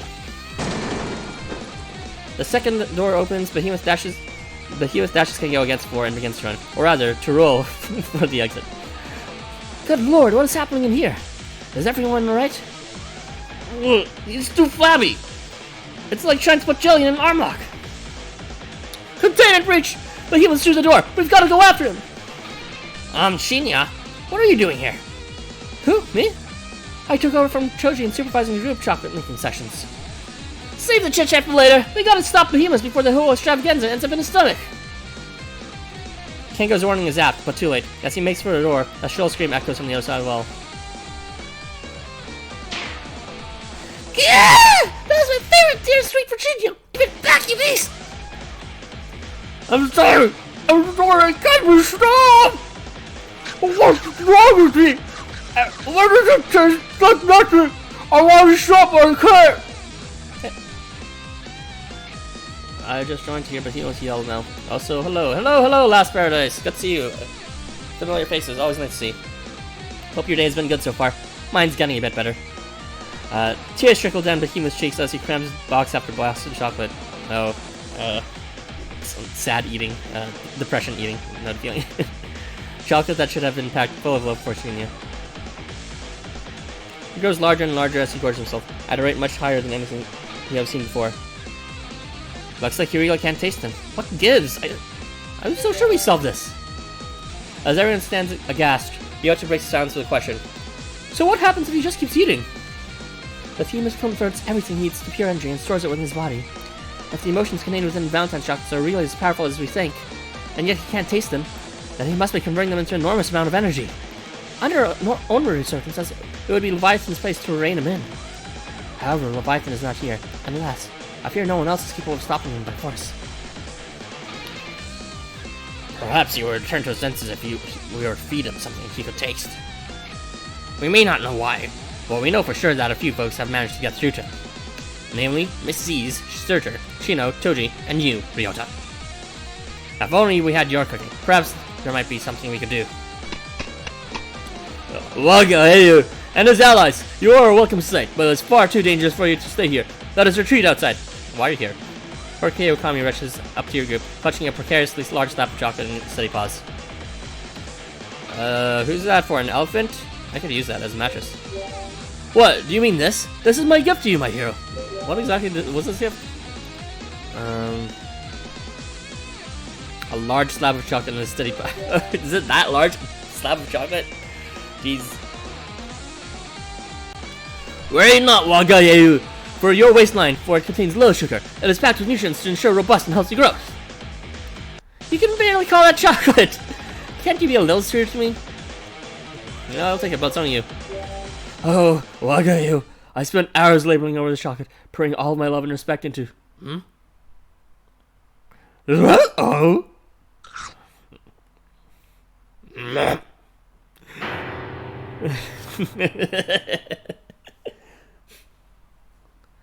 At the same time in the retail area.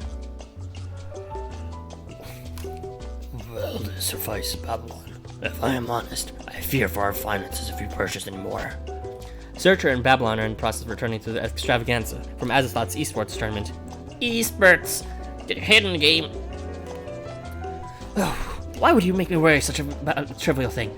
Coin is cheap when I can make as much as I like in the casino.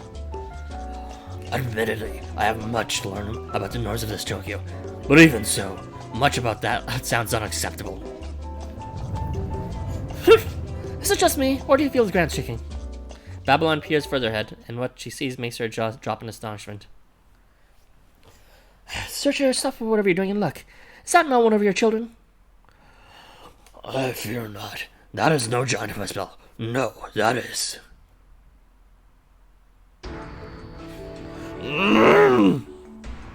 The human's gigantic, corpulent body sits atop the squash remains of a cookery corner.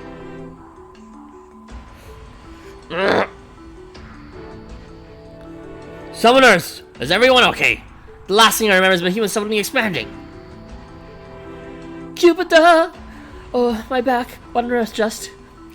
Aibo! I don't know. Last I remember, I think Behemoth grabbed me, and I went flying. I remember sudden impact. There was hypnotic jiggling. Hypnotic jiggling. Gotta figure. Thank heavens I made it in time. A few more seconds, and you would have all been scotch flat. God, now I'm a bit horny. Hypnotic jiggling. Are these feathers? They're feathers, right, Inugami? They're so sparkly and pretty. Kenta is the first among you to register the feathers that gently encircle you all protectively, sparkling with a faint light. Are these Messias? Indeed, these feathers are my secret artifact, imbued with the rule of safeguarding, which defends and salves all they encircle. Alright, someone go write that in the wiki if it's not already down. Ziza's role is the rule of safeguarding. Yeah. If a human tries to strike out anyone, these feathers will protect him from harm. I'm so sorry, Behemoth. If only I could have protected you better, perhaps it would never have come to this. You know, I had a dream once. I hope that perhaps somewhere, there might be a brighter future for us. Just a dream, I fear, but it's alright. I'll put an end to this, and make sure no one else gets hurt. I promise, I'll watch over you until my last breath. That is the reason I was born, after all. Thank you, everyone. I'll never forget the kindness you have shown us. What?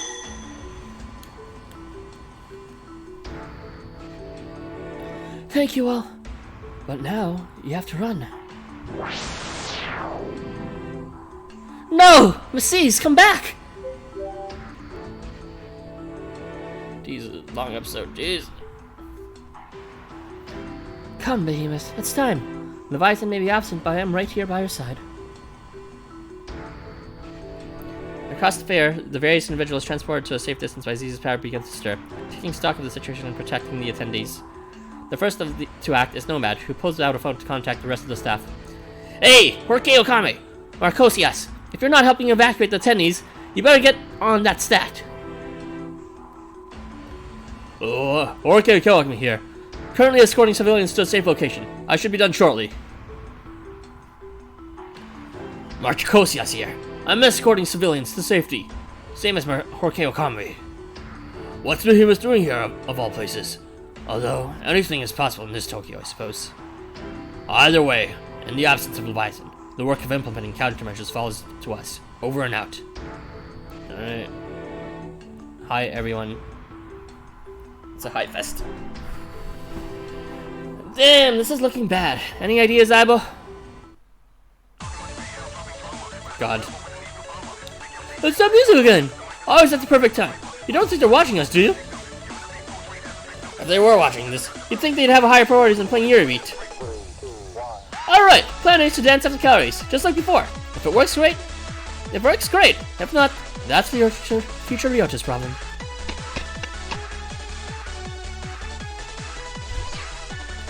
Alright, let's hit the floor. Not sure you're ready for it this time. But you gotta hit the face of music.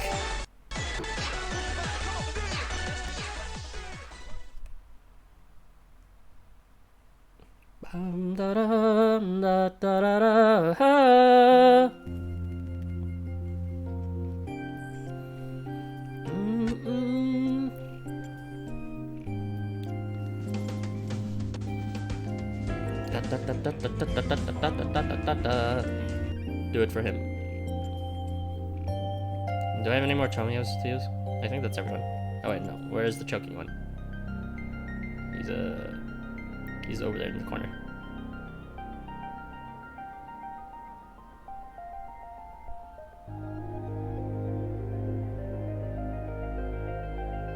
Oof, my aim is so bad. There you go. Oh god. Uptime 1 hour 30 minutes, and we are just about reaching the fourth part, aka the second part of the second chapter 5. So that means if each one is 30 minutes long, we should be done in, well, it should be done in uptime 3 hours. Unless there's an epilogue that's equally as long, in which case it'll be 4 hours again. God. Who wins, a dancing protagonist or a chunky boy? But the protagonist is a chunky boy.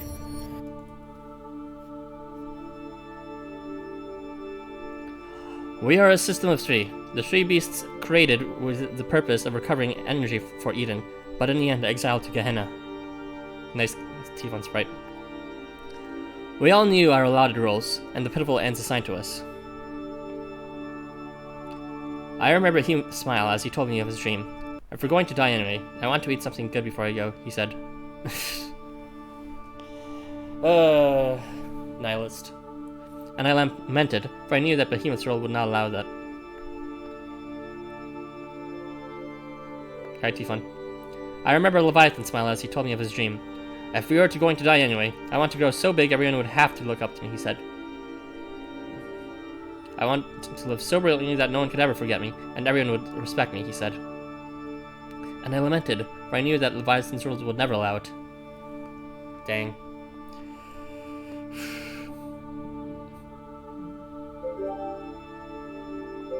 Finally came myself, Z's the Guardian, created to ensure the safety of others and Behemoth, from Behemoth and Leviathan.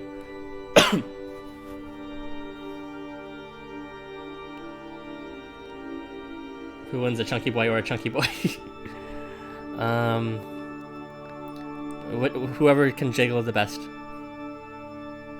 Not all flabs are made equal in terms of their jiggly properties. You'll just have to test them yourself. So grab hold tight. After all, it would not do to bring harm to the source of the faith that both Gehenna and Eden rely upon.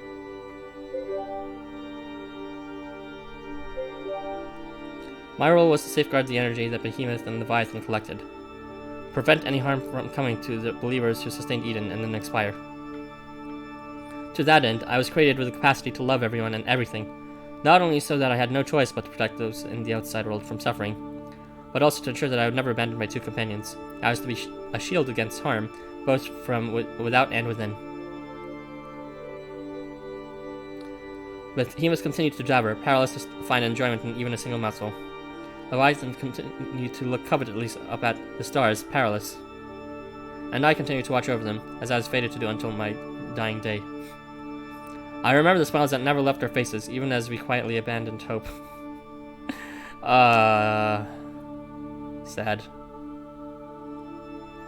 In striving to realize Behemoth and Leviathan's dreams, I yearned, despaired, and in the end, I smiled, for I believed that they would never come to be.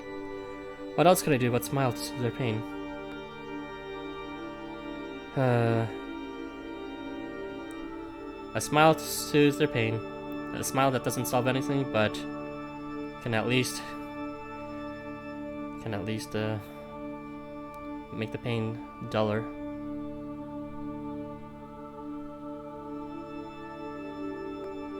Just like this. What else could I do but smile to soothe their pain? A smile where all hope's lost. But you gotta smile anyways, because it's better than the opposite. We three beasts were created only to recover energy for Eden. There was no hope of leaving any of ourselves behind for the world that came after. Our identities began and end with our duties. We would never be allowed our own happiness, or memories that we could pass on to others. We smiled with faded, battered, hopeless dreams, still held fast in our hearts. My feathers gently closed around us, sealing away our world of three. They smile at their own emptiness and their own loss of hope. And then, as things finally came to an end, we are swallowed by the rainbow light.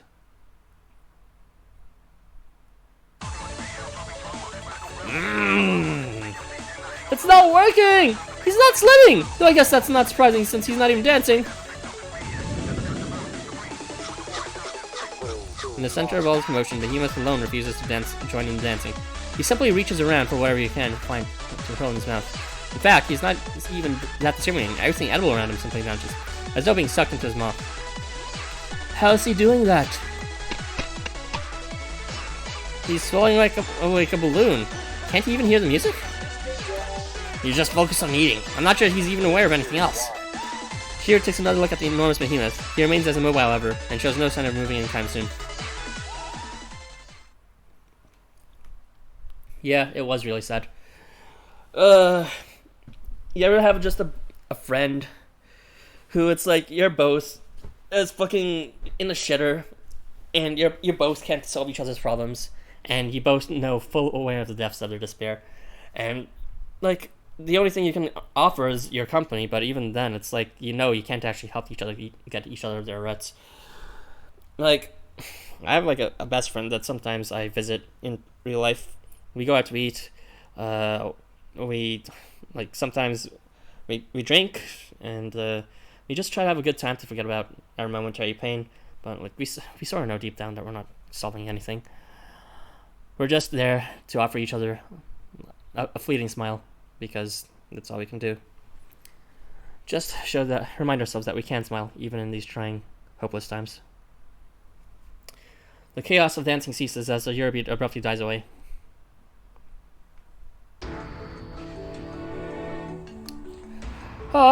It's over! But Behemoth never even danced. Do you think he'll play it again, given the circumstances? Doubt it. They're probably gonna need some sound system to guide everyone to the other parts of that fair. The hall is split into different sections, in case of emergencies. We've decided it's best to get everyone out of this one. Hey, it's Nomad! Oh, why don't we try to see... That won't work. Maybe the humans would go back to normal. You know you won't.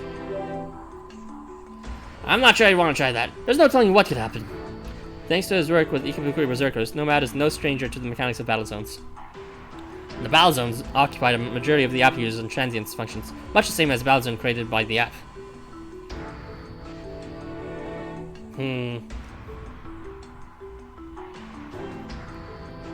However, as much as I'm aware, there's no recorded instances of battle zone being closed while the rule is in effect. It is possible that our memories have just been erased after it was undone, but even so, I think it should be our final option. What a mess. Couldn't all this crap have picked a better time than the busiest part of the day? Huh? Why so busy all this time? Isn't it almost evening? Folks have been hitting the fair on their way back from work, looking for something to take home. Numbers have really spiked. Well, that giant blob ain't budging. Want me to lay it into him?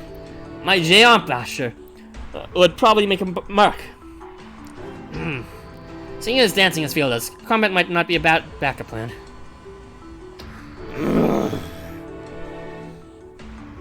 That would not be wise. Nothing short of the strongest stacks will have any effect on this beast of gluttony. Of course, yes. You must have been terrified. With the many battlefields you have to trod, it is easy to forget that you are still a child at heart. Mercosius pats your back with a reassuring hand. I had thought to take advantage of this vessel to treat this child to something special to eat. Also, I am still one of the outlaws. My sword can hardly lie idle while the rest of my family lends their aid. Get to see you, Mercosius. You done what I asked? Hey, you know each other, sir? Oh yeah, Nomad's based in Kabukicho. Indeed, Nomad's agency is not so far from where I lay my head. We have much common ground. How's the evacuation going? Not too much of a panic, I hope. Fortunately not. Since the beasts of gluttony ceased moving, things have been proceeding smoothly. However... This building has few entrances and exits. As such, only a scant number of attendees have actually been removed from the premises. Even with the assistance of the rest of the outlaws, evacuating everyone in this building will take no small amount of time. Your dancing's all caused a bit of trouble. After doing it so many times. You mean the attendees that all of this was just some kind of a performance? Bingo. Though, at least it's meant we haven't had any stampedes. Is Nomad the transient in the most number of events? No. The transient that is in the most number of events is the protagonist. Me! It me! It me!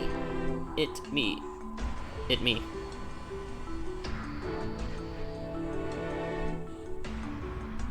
Okay, let's go.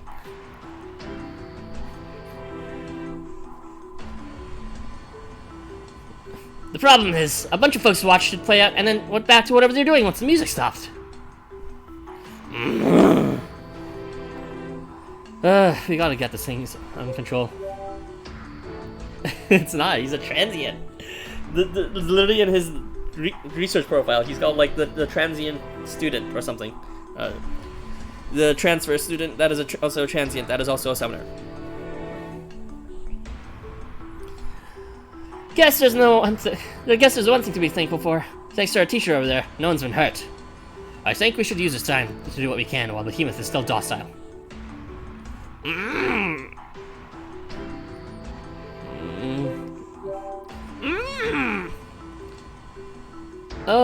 Can I ask you something really quick? It's been bothering me. What is it, Ryota? Have any thoughts on any plans? You don't think Behemoth's looking at us, do you?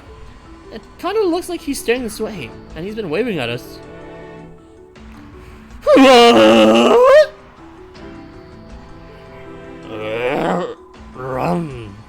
Everyone's eyes snap to Behemoth, only to find him staring back. With all his might, he lifts a flabby arm from his rolls of flesh and waves to you. Wait, I don't get it. It kind of looks like he's back to his usual.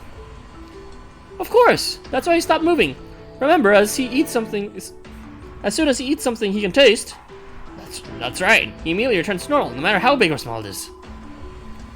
So far, the only sweets to produce results have been Shino's, Searchers, Toji's, and Ryota's. Could there be something else that he's capable of tasting? I wonder what he ate. Anyway, I think this is our shot. We've got to get Behemoth back to normal before he goes berserk again. It's time to rock and roll. Where's Kenta? I don't know. Perhaps he has evacuated. In any case, wherever he is, it can't be any more dangerous than here. How long are you planning to stand around jabbering? Let's get going. I would join you if you'll have me, summoners. As one of the outlaws, resolving this is my responsibility. Then again, I'm not confident I'll prove any use against Behemoth when he is like this. You sound familiar with him, Marcosius. Do you know him back in Gehenna?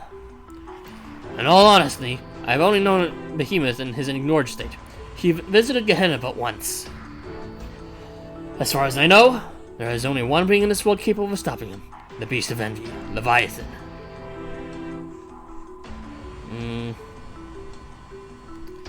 Yeah, I thought he'd want to meet him too. It would be a good way to end this very quickly, so maybe not the worst way to go. Leviathan and Behemoth grew big enough to devour the world, until they fought, and each fell the other. Or so the legends say. Behemoth is a comrade of yours, I believe. In that case, I have a word of warning from you. I have a word of warning for you. A warning? What do you mean? I say this under the assumption that this Behemoth is the same creature I encountered in Gehenna, but... he is a deposit of energy, a living storehouse. His body is designed to be as robust as possible, lest any should escape. I trust you grasp the implications of this, summoners. So you're saying that Behemoth's body is essentially impervious to attacks from the outside? Mercosius nods in assent. Exactly. In warfare, numbers are absolute. To attempt to overcome Behemoth by force would be like trying to fell a continent. He holds too much energy for the torture I once need to burn through, Zabanya, and is too large for the Chancellor's poison to affect. Lucifuge. I see. However, if those two are real behemoths and Z's, I can guarantee you that no harm will come to any bystanders. That is simply how they're made. They are fated to go alone to their demise.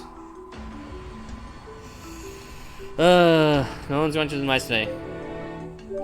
Understood. You challenge the impossible, but know that I stand with you.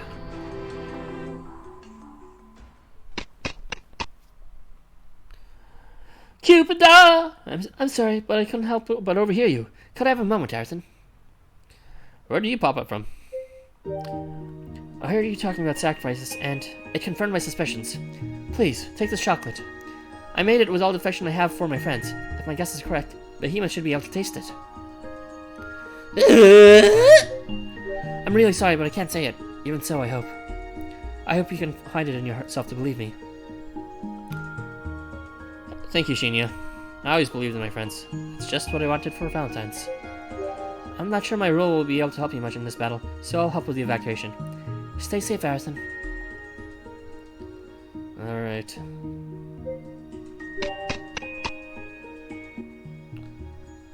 My role can do little, because our systems are too similar. They are from different worlds. Cupid is from the world of, the same world as, call it Perrin, I think? Maybe? I'm not sure. But that is definitely not Gehenna. When they say similar systems, I guess they mean similar mythologies or something. Not too sure. If the protagonist had severed his ability to charge energy, this could have been easier. He can sever a lot of things, but he can't sever everything. I mean, I know it's like getting to like a metaphorical conceptual level of things he can like sever, such as gravity itself, but I don't know. There's a lot of things in previous stories too. This isn't the first time where like you could have technically severed something, but he didn't. I mean, it's not like other people don't have rules and rules too that can overrule it. Keep it from Olympus. Okay, thank you, Philippe. Yeah. So they have similar systems, meaning that I guess I believe one of the rules of the system, or at least one of the rules within the system of Tokyo, is that if two similar rules collide, they won't take effect on each other.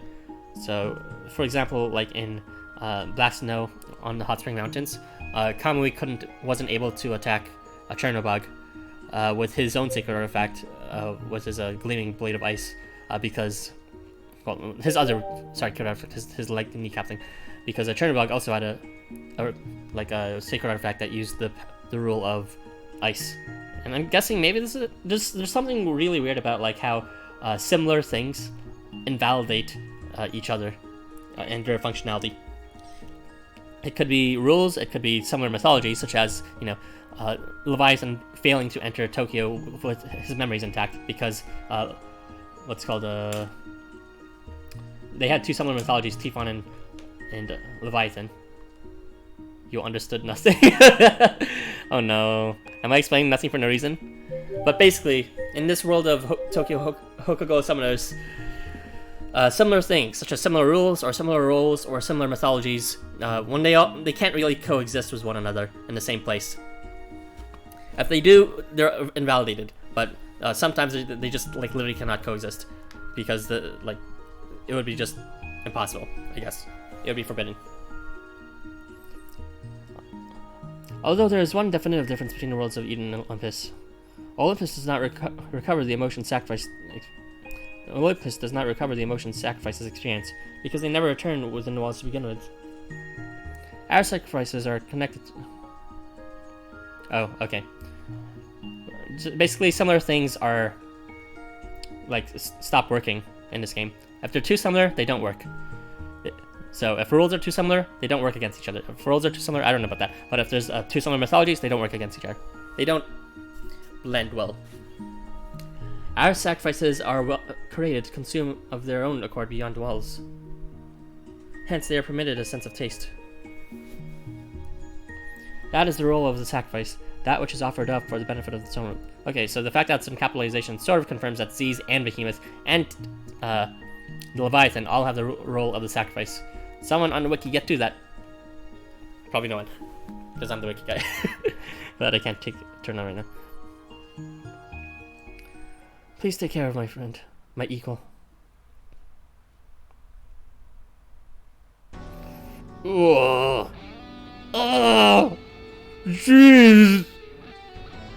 I'm so happy you're all right, Behemoth. How long have you been back to normal? Since halfway through the dance, I think. Someone fed me something. Who could have? I don't know. I think I might have moved the wrong way and knocked him flying. Just by being here, I'm causing folks trouble. Just nothing but dead weight. Oh, I gotta say, the dance is pretty fun. You know, I think I like it here. In this Tokyo. Gotta say, never thought I'd be able to taste anything again. I'm glad I get to go with some good memories in my heart. Still all thanks to you and Arthur. Ain't like I got no regrets. I want to make things right with Shino and Toji and everyone else, but I don't want to cause them any more trouble. Oh, Behemoth. You ever have something you want to make right, but you can't because you just make things wrong even more and more? So it's just best to, you feel like it's the best course of action is just to cut yourself away. That shit's painful, yo. There's something I want to ask you to do, while I still can. If I lose control one more time, I want you to promise to close your feathers around me. Behemoth, please be honest with me. Did you really lose your memories of Gehenna? Or did you just pretend, for my sake? Once I can't hurt anyone else, I want you to put an end to me. I don't care how. You know I can't do that. Not even for you. My sacred artifact isn't meant to be used for him. Also, have you seen my attack stat? It's pretty shit. Even if you put 3 different buffs on me, I still wouldn't be doing any damage. Your end is destined to come in battle with Leviathan. Even if I do try, I would not be strong enough by myself. Don't worry. I'll stay by your side as long as I can. Just the two of us, alone in this closed world, until my power is spent. Jeez, you can't! You know we just end up...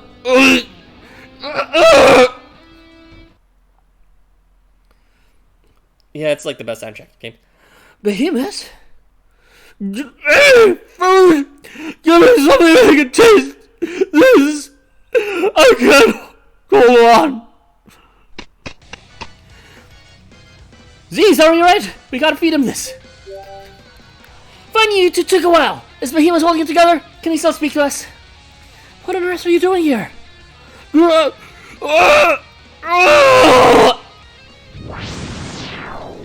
Behemoth begins to stir, and his whole body trembles. The shockwave from just a slight motion sends your party flying backwards. Yeah! Please! You gotta tell the rest! You gotta run! Get out of here! Fast as you can! But you gotta send me back down. Yeah, that's right. Get out of here with all that out of here crap. We're gonna turn you back to Whoa, what the hell is that? I'm so hungry! You gotta run away! Just run!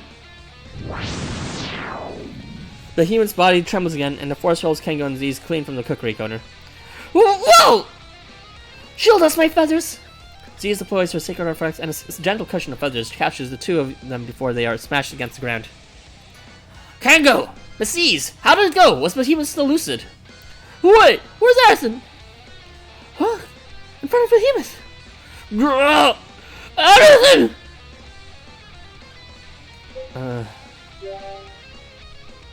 You gotta...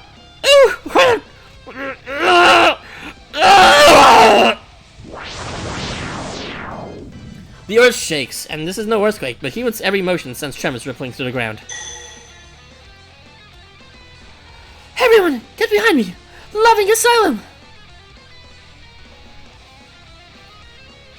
Z's feathers scatter through the air to form an enormous domed wall that encloses Behemoth. The shockwave vanishes on contact with it, leaving not so much as a slight breeze. Great work, Z's, but what are we gonna do about Arthur? Damn it! We can't get any closer! How are we supposed to help from here? Wait, what? Huh? What happened to all the shaking? I thought Behemoth was about to blow. Come to think of it, doesn't he look a little strange? Almost flustered? What's going on? Arthur, what part of his body are you hiding right now? What? Everyone, I don't want to alarm you, but take a look at Behemoth's right shoulder. What do you mean his right? Huh? The summoner's jaws drop as they realize just what, or who is keeping Behemoth's rampage at bay. Oh. Take that and that! Keep it up, Inugami! Devils, don't stop throwing! We gotta throw as much as we can into his mouth! Screech! Squeak! Kenta has scrambled up to the perch of Behemoth's inner shoulder and, along with Inugami and the devils, is hurling his own cookies and chocolate into the gargantuan transient's mouth. What? My devils are doing up there? They're trying so hard with alarms, but what if they fail? Devils! It's thanks to them that Behemoth's managing to hold it together. Those sweets must be made with love, right? I think they're the ones Kenta and the devils made up, back after we all split. He said he was making them to thank us and his uncle for taking care of him, and Miss Z's and Behemoth for trying so hard. Perhaps it's turned out for the best that they all insisted in giving them in person, but, they really are going to fall. We need to do something before Shiro explodes from stress. The outlaws will do something for those kids. You lot get yourselves out here and make it quick. No, Matt. Oh, don't worry. We got a big slab of beef to catch anyone who falls. Right, Tetsuox? You just get moving. My friends, I'm so glad you're safe and well. Here we are, ready to do our part. You always wonder how they came up with the attack names. Does it already have one, or did they just come up with them? They're probably original, but also inspired.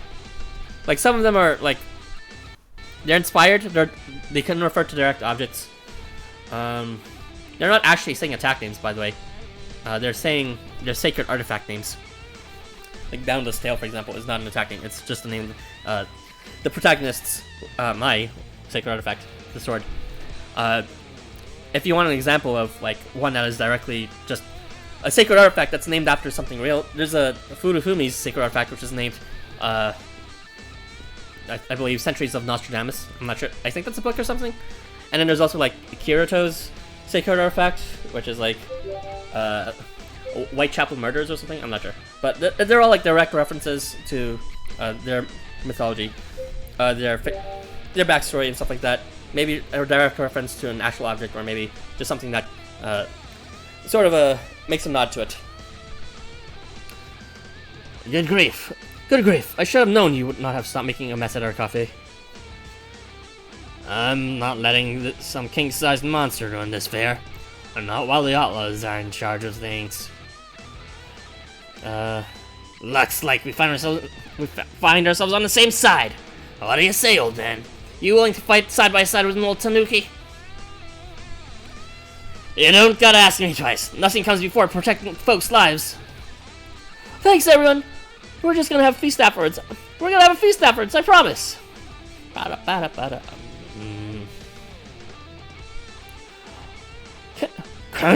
you gotta run! Shred safe! I don't care. Maybe if I did slip up a little, but Inugami and the devils caught me, so... You're saying I almost knocked you down? Why are you even here? You gotta get out of here! I heard you when you were talking with Z's. I didn't really get some of it, but I still made me think you're the same as me. You know, I spent a long time ago when I was stuck alone, behind a door that never opened. They gave me food, but it was cold, and it didn't taste nice at all. Kenta, I don't know what to do. But things are different now. When I first went outside, I was really scared. But Inugami and Uncle were right there with me. Then I met you, and we made so many delicious things together with Arathan. Oh, There's gotta be more waiting, right? Somewhere out there. Let's find it together.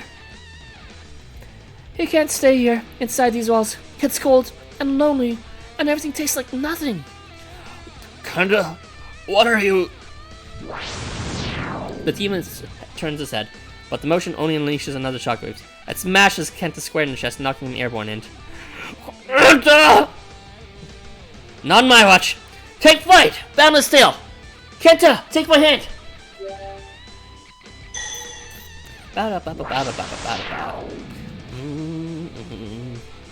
Your blade severs the bonds of gravity. God, I love when he does that. And you spring high into the air. It only takes an instant to close the distance and grab Kenta and the devils into your arms. Thank you, Arathan. Now hold on tight. We're not leaving without Behemoth. Got it. Thanks, Arathan.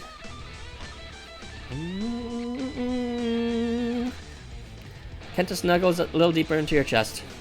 You're so warm. Kenta! Arathan! We're not leaving without you. I'm gonna find something you can taste. Why are you always ruining so much for me? I don't get it. I don't get it. I don't get it. The Behemoth looks deep into your eyes and finds it in the same glimmer that resides his own.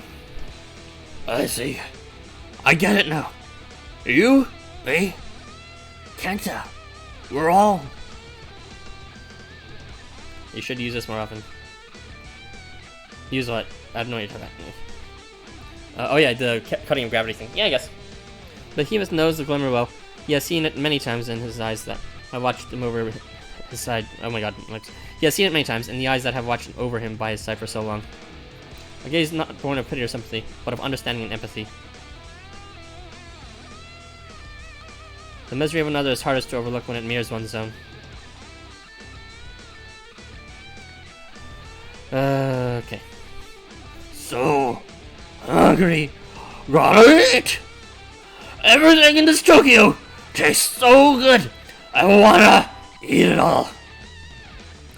I wanna eat it all with you! I have seen that blade. No, that feather before. I'm sure of it. I could never mistake the light of the 12 wings that shone out over Eden. How long did we spend gazing up at them from the depths of Gehenna? We never even dreamed that the world could be so wide, or that what we knew could be such a small part of it. This Tokyo truly is a wonderful place, isn't it? So full of meetings that never should have been, and reunions that never should have been possible. I met my end before I could reach you then, but I have met you in here, and you have given me a new dream.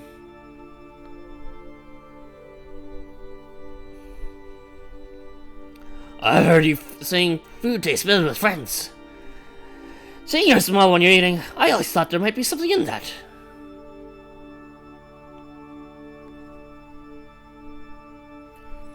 There's still so much in this world than just Eden Gehenna, and there are so many others who understand our pain. I wish you were here could see this yourself, Leviathan. I wish so much that you were here. Miss C's? Are you okay? What? Ah, of course. I didn't mean to make you worry. As a teacher, it's hardly my place to ask this, but I have a request to make of you all. Behemoth had a dream once, a dream he gave up on. I want to help make that dream come true. I beg you, please, help me save Behemoth. I do not know how difficult or dangerous it will be. I don't even know how it can be done. Certainly, it is beyond us during our time in Gehenna. Even so,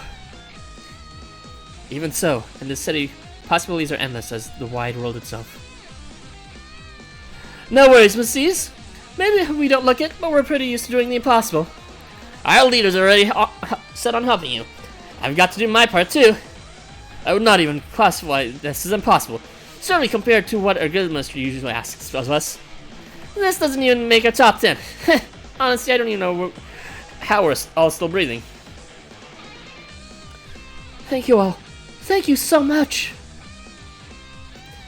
Hey, Shiro! You're supposed to be the brainiac. You gotta have some sort of plan. Let's see. We haven't eaten food imbued with certain emotions causes this emotion to recover his sanity, even if we do not know exactly why, and even if it's just for a moment. So I wonder what would happen if we took the idea to its logical conclusion. You can't really just spit it out, can you? Whatever, just sit on it for all I care. First of all, we have some friends we need to get out of danger, meaning Kenta and Arison. Oh yeah, kind of forgot about that. Looks like it's time for the good old-fashioned Kango charge. Just hang in there, Behemoth. We're coming for you. I'm coming for you. Jesus fucking Christ!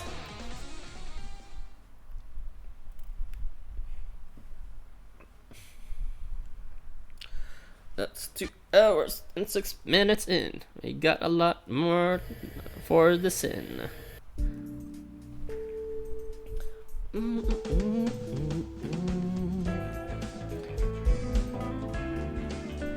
Alright, this should be the last chapter, but not the last part. And it's even if we see the last part of this last chapter, it's not the last thing. There's an epilogue too, I'm pretty sure. Oh boy.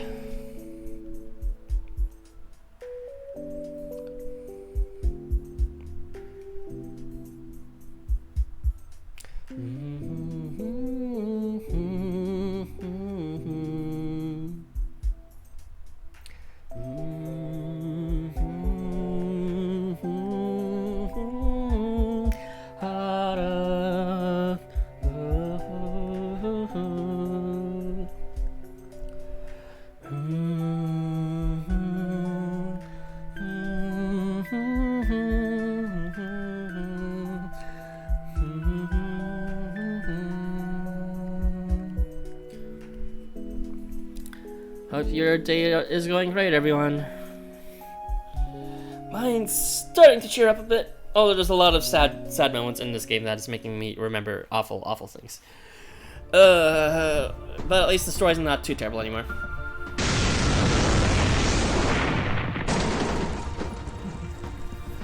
Thank you. My voice is actually quite boring, naturally speaking. But this whole voice acting thing for these stories have helped me expand my vocal range a bit, and maybe I just wasn't comfortable with my own voice before, but now I'm feeling a lot more expressive. I mean, I'm already expressive deep down, it's like in my mind already. Might as well be expressive in my voice too. Let's see. My battle with Leviathan is done. I collapse into the dust of Gehenna and stare up in the sky as I wait for darkness to take over me. In the end, I never did find an answer to the rule that has stolen all flavor and joy from me. No matter how much I struggled, it just brought disease more pain. With each memory of sorrow in my mind, I stared up at the wall of Eden, so far away in the highest heavens, just as I've always done.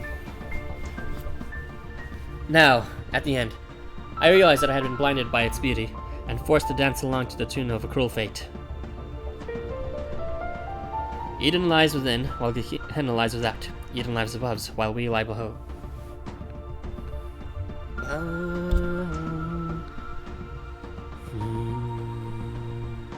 They will live on, while we come to an end. They offer sacrifice, while we are offered as sacrifices. Our world was a world of extremes. Our fates, one or the other, was no in between. For so long we struggled. For so long we were trapped in this closed-off world, where only two paths lay before us, and even those led to the very same end. For so long we believed that our only choices were to become sacrifices, or to remain within the walls.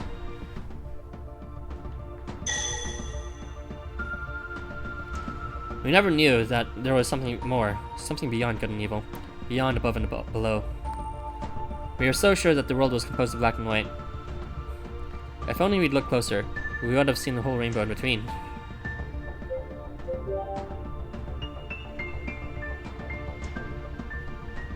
If we'd only turned away our gaze from Eden, or looked out from the world of Gehenna, we would have seen the rest of the world stretching endlessly away. This might be sort of a reference to the whole East or Nether thing, and how opposites are actually connected to one another, but it's difficult to be able to sort of fully master both.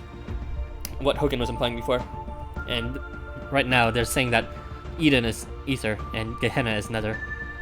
But just because they're opposites doesn't mean that you should give up on being able to accept both and have a full understanding of both.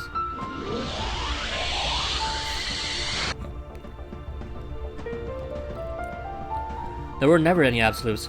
There were only walls we made for ourselves. Oh boy, how many walls inside myself do I have? Much later, beyond the light of the rainbow, I will come to realize that I have walled off my own heart.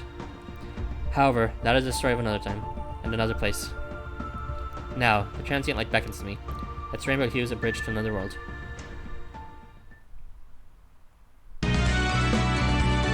Terrible music. A future, yours for the eating.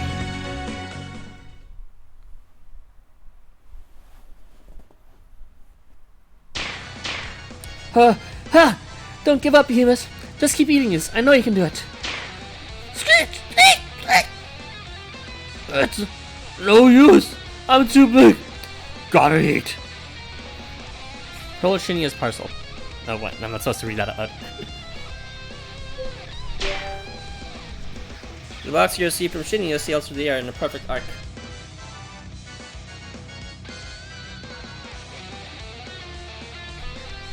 Brazilians? I don't know what you mean by that. Hello, Music Gamer World. I don't know what you mean by Brazilians. That's a very strange comment to start off with, but I know you're a new person, so hi if you decide to watch. And then perfectly in Behemoth's gaping mouth, just as he takes a breath.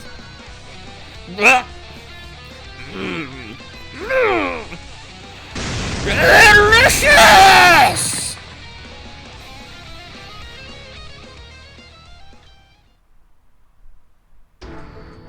Oh, you're asking who was in chat. I see. Nice shooting, kid. Looks like the big lug's back with us. Hogan surveys your battles through the lens of fingers, cold like a telescope. Next to him, a trainee officer shepherd the remaining festa-goers to safety. Come on, get in and out of here while we still can. I'm still counting on you, youngins. Why doesn't LifeWonders hire me? Because I'm a stupid gaijin who doesn't know Japanese. Also because you actually need to have a professional resume, and I mean, they fucking hired Luffy, for Jesus Christ's sake. They're not gonna hire someone around eater. But LifeWonders, if you are hiring, I'm here. Give me a call. Maybe not as a voice actor, but I can be like a rep or something. I mean, I'm already doing a rep, so you don't have to pay anything. Whatever, free advertising fee. Please be advised. A large item required for the next performance is currently being transferred from the central hall. Is that Nomad's voice? Nah. It's like...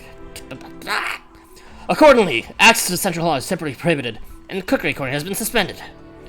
Please follow the directions of the police officers and staff members on the event floor. We deeply apologize for any inconvenience. Another performance, huh? Between this and all the dancing, don't you think this is a bit much? We're deeply sorry for any inconvenience. Thank you for your cooperation, citizen. This way, everyone! Coming now. No pushing, no running, no talking. It was a joke, calm down. Oh no! Am I not actually hireable? Sad face. Let's see.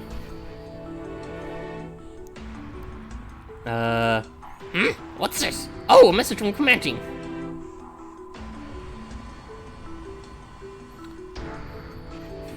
Hello? Yes, evacuation team here. One situation report, coming right up.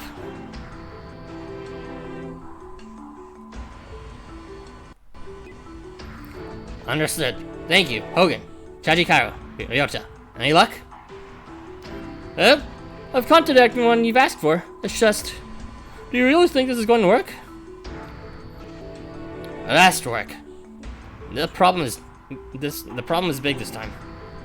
The big problem is time? What does that even mean? Oh, the big problem is time itself. Okay. There's no telling if we have enough left. As best as I can see, they are still holding on tight. Even that shot in the coat seems to be alright for the present. Sorry to ask you to be our eyes, Azazel. Not at all. Wow, you put on your clothes back on fast. I have no great desires to watch what paths these sacrifices choose. Although I do see something of a problem. Are those little creatures supposed to be eating the sweets themselves? The sight of Azazel's sacred oracle lingers on a purple devil eagerly tucking into a box of chocolates. Ah! I'm sorry. Sometimes it can be a bit of a handful. That's all part of their charm, though. As long as they leave something behind for behemoths, surely there'll be no problem. Haha. Of course, of course. I understand perfectly. Children are at their most endearing when they cannot suppress their desires. Okay. I'm certain the chaos would said Grievin too if you were here. Referring to Nyarlathotep. Oh, that's right. Speaking of Nyarl, I have one final report for you. Almost everyone you requested has been assembled. You are, I doubt. You need to know Japanese to be hard with them. If they like your voice enough. The words are not that hard to pronounce and you only say like 20 lines. The words are not that hard to pronounce and you only say like 20 lines. But a fresh noise would probably help too low. If they like your voice enough. The words are not that hard to pronounce and you only say... Am I really... Well... Excuse me, like, voice actors can do multiple takes. I'm doing it all in my first try, okay? Jeez. Just give me a break! Plus, I'm kind of speed reading a bit. And plus, like, I'm doing another job, career pathway. I do like humoring the idea, though. Of, like, just, like, dropping everything, doing, like, voice acting or something else for LifeWonders. But, this is a hobby. A hobby that I put my heart and soul into. Oh, that's right. Speaking of Jarl, I have one final report for you. Almost everyone you requested has been assembled. Really? That quickly? Who could deliver messages more efficient than the one who can leap through space? Although he was strangely excitable, even for him. Perhaps it is Milo's thrill of the festivities, or perhaps he is hoping to acquit himself in front of his creator. Hello. How's everything going on over there? Yes? I think this will come down to a numbers game in the end. Of course, we're counting on you.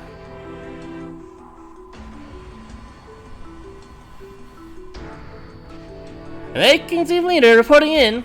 We've just finalized the roles at the moment. It's important to get the order right. You have to follow this recipe after all. Roger's that, Shiro. We'll start as soon as we can.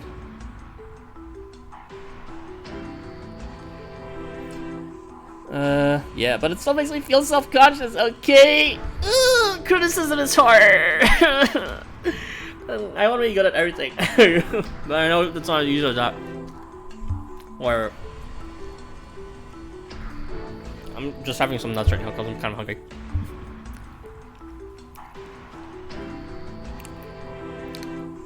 Which illustrator would you choose to make the character?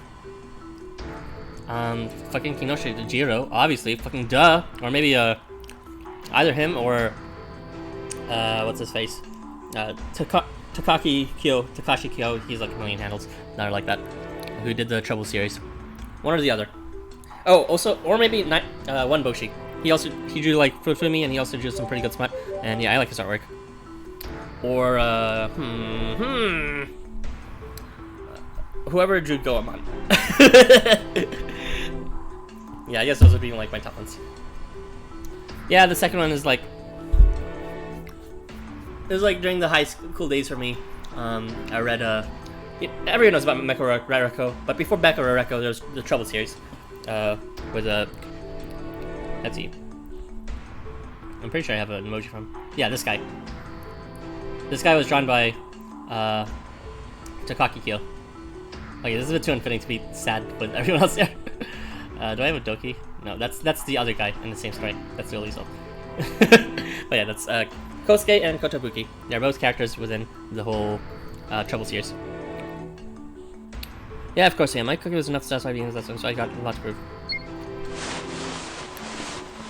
Main dish, Tayo! Okay, it seems you're lacking in some vital ingredients.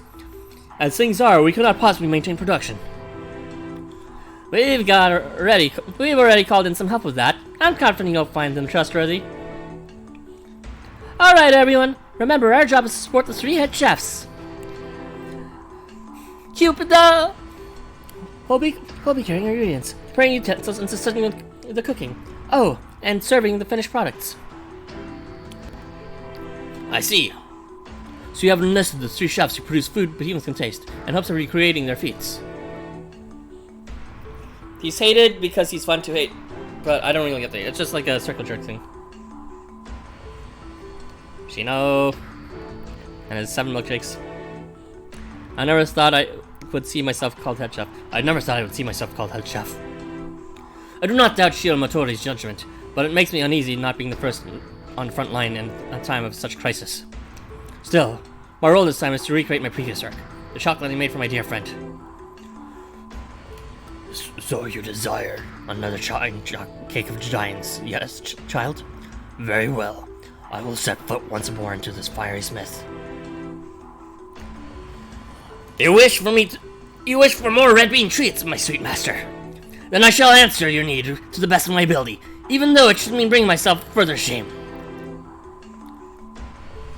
But yeah, there's not really a good reason people hate Kamui besides everyone likes them. You know, just the whole hate whatever's popular thing.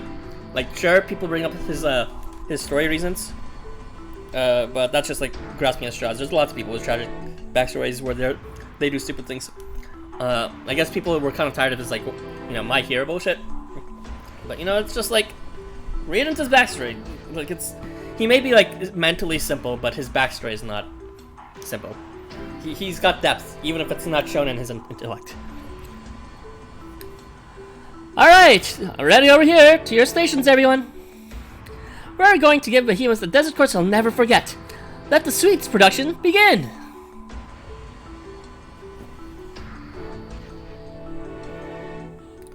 The Kamui hate is prevalent within the community itself, though. It's just a meme.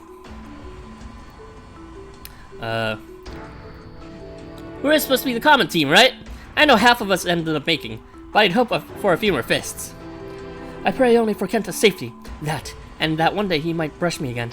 Such scritches. Stretch. Did someone call for a lady? It's time to beat the crap out of... I mean... Give that great brute what for!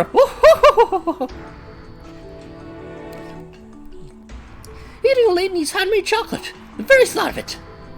The sooner we put this potion to bed, the sooner I can get back to making a new batch for sure. I mean, my secret love. I fail to understand why I haven't placed in the Carmack team. Surely I would have been better suited for baking. Okay, Babylon. What? Are you serious? You know you're not actually supposed to be making fatter, right? My, the mysterious lady. It's been far too long since we met. You were rocking doing well, I hope. Oh, why on earth would you ask someone about someone so obviously unrelated to me?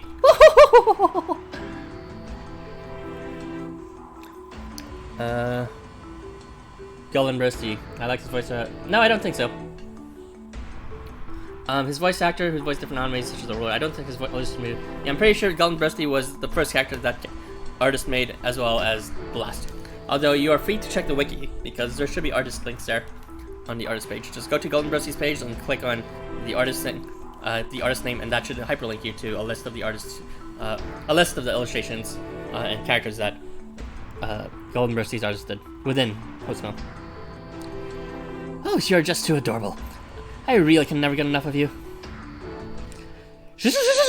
Please pay attention. Something's happening to Behemoth.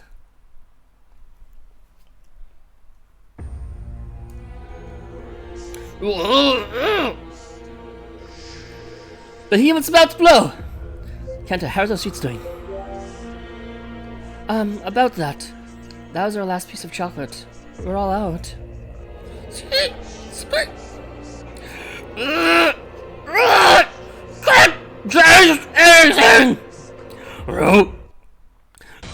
Gotta hold on!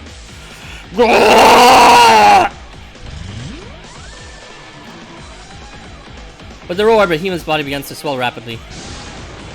His enormous maw sucks in sweets like vacuum with every breath. Whatever you do, don't get sucked inside, Arthur. If you are, you'll end up turned completely into pure energy. That shouldn't happen, according to these. Got it, Chiro. Got it, Arthur. Wasn't talking to you. The rolling maelstrom batters you to and fro, like a tiny boat floundering at the edge of whirlpool. Foundering? The hell is foundering? You hold on to Inugami. I remember Uncle Vargas saying something like this. The Inugami we see is kind of like a ghost, I think.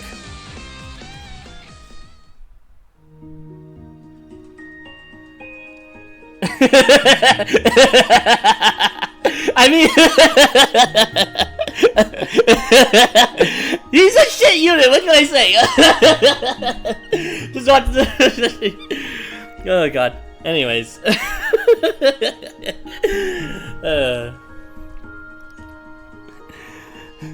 I'm just spreading truth balls, dude.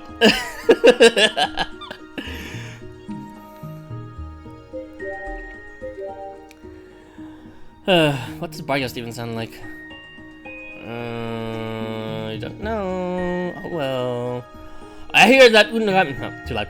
I hear that Inugami are made by being starved, skin and bones, and cutting off their. Wait, British accent. I hear that Inugami are made by being starved, skin and bones, and then cutting off their heads, full of blighters. Usually it's dogs, though I hear the land war has things like called pipe foxes. Pipe spirits trapped in pipes, you see. However, Inugami looks just like when he was alive. Head and all. The problem is, it doesn't exactly have a real body, so to speak. It's more like a creature that's made of thought and feelings. Just like real animals eat flesh to live, Inugami there feeds on emotions. I mean, who wouldn't come all over that thumbnail?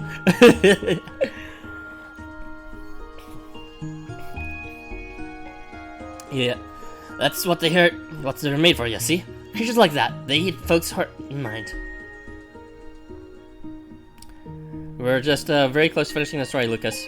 We're at chapter 6, and then after that there's the epilogue. Now, I hope you're listening good, Kenta, because I want you to remember this. There's only been one reason an Inugami gets born into this world. To curse someone. Just like me, it's what they're made for. And just like me, in its time, Inugami's probably haunted more folk than it can count. That's more than likely why Eastern Tokyo went and kicked us out. And neither me nor Inugami ever had any place like this, and they're perfect in this paradise. However, recently I've realized something important. We're all shaped by how we began, but it doesn't define who we are. You're much younger when we went to you, Kenta, and the light in your eyes had gone clean out. You didn't even realize just how cruel the world had been to you. It was Inugami what took you in and raised you. Like as not, you didn't have any feelings left worth eating. You were probably only any good for attracting another prey. Even so, I don't want you to believe someone born to sadness has got to spend the rest of life that way. Born in sadness. Thank you, Inugami. Whatever happens, you know you'll always be my Inugami, right? Okay, I kind of see it. So Inugami is like... Inugami is attracted to emotions and eats emotions and devours them and curses people. But the reason why he didn't attack... Thank you. I enjoy streaming. It's a good way to, get out of that Discord dream state of like looking at old DMs and just hoping someone mentions you and someone home DMs you, and actually do something active a bit more. Way too thick for his age. And that's just how all deities are. But some people are actually pretty thick like that in real life, even at that age. Alright, I'm eating some berries tonight. So yeah, Kenta's story is... The reason why they got along so well is because Inugami didn't just eat Kenta's emotions. Because Kenta was devoid of emotions. Because he was just abused that thoroughly. And he also stuck around because Kenta attracted other misfortunes around him in which from there Inugami could start consuming as well. And so some sort of mutual beneficial friendship formed, I guess. Well, it wasn't mutual, but Inugami reached out to be a friend as a result. Inugami curls protectively around Kenta's neck. The two stare into each other's eyes for a moment, and then both break out into grunts.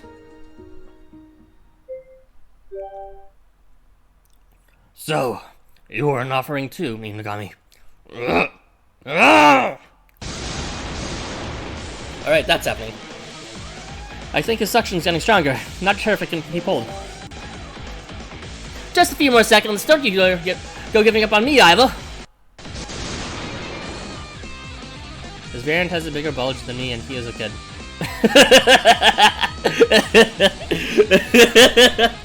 I didn't even notice that. What the heck? Okay. It's kind of like not hard to notice it's with the angle or whatever. It's like the Inogami dog is like the centerpiece of that artwork. Let's see. Kengo races towards you, ducking and diving between behemoth's shockwaves. You're up, Ibaraki! Roger that! Wait, roger that! I'm gonna kick some ass, or my name isn't Ibaraki. Wait!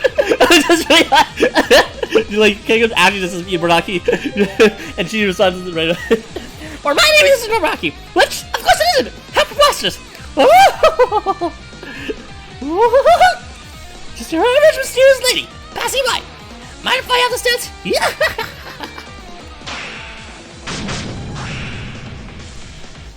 The mysterious lady slashes open the gap and flying rebel was sharp claws, preparing a path for the rest of combat team to advance. Hey, that's my cue! Get this down on you! Giant Basher!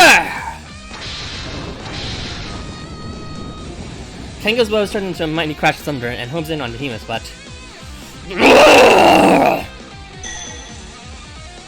Why is Ibaraki's normal form? He's just normally weak, that's the issue. He gets his strength from the grudges of his past lovers or something like that. Basically, the grudges all come from, like, women or something, because they're all jealous of him, or they all want him. They all come from, like, their love or something. But he can only manifest that power when he takes the form of a female, and that's why his regular Ibaraki form is so weak. It's just because he's normally weak. So the real question is, why is he so strong when he's in his female form? And that's because that's how his power works. Takes the grudges of, like, females or whatever. Or the grudges of whoever, and they just happen to be females because they're all in love with them. The Behemoth's maw opens, and I shove my cock in, and pulses with an eerie light energy. Kengo's strike is easily swallowed up and vanishes without a trace. What? My Zeon bastard! He ate it? I have no idea what you're acting so surprised about. I saw that coming from all the way over here. Babylon's eyes are cold as she glares at Kengo. Director, attacks are having no effect. Babylon, his feet! You know what you must do! What did I just say?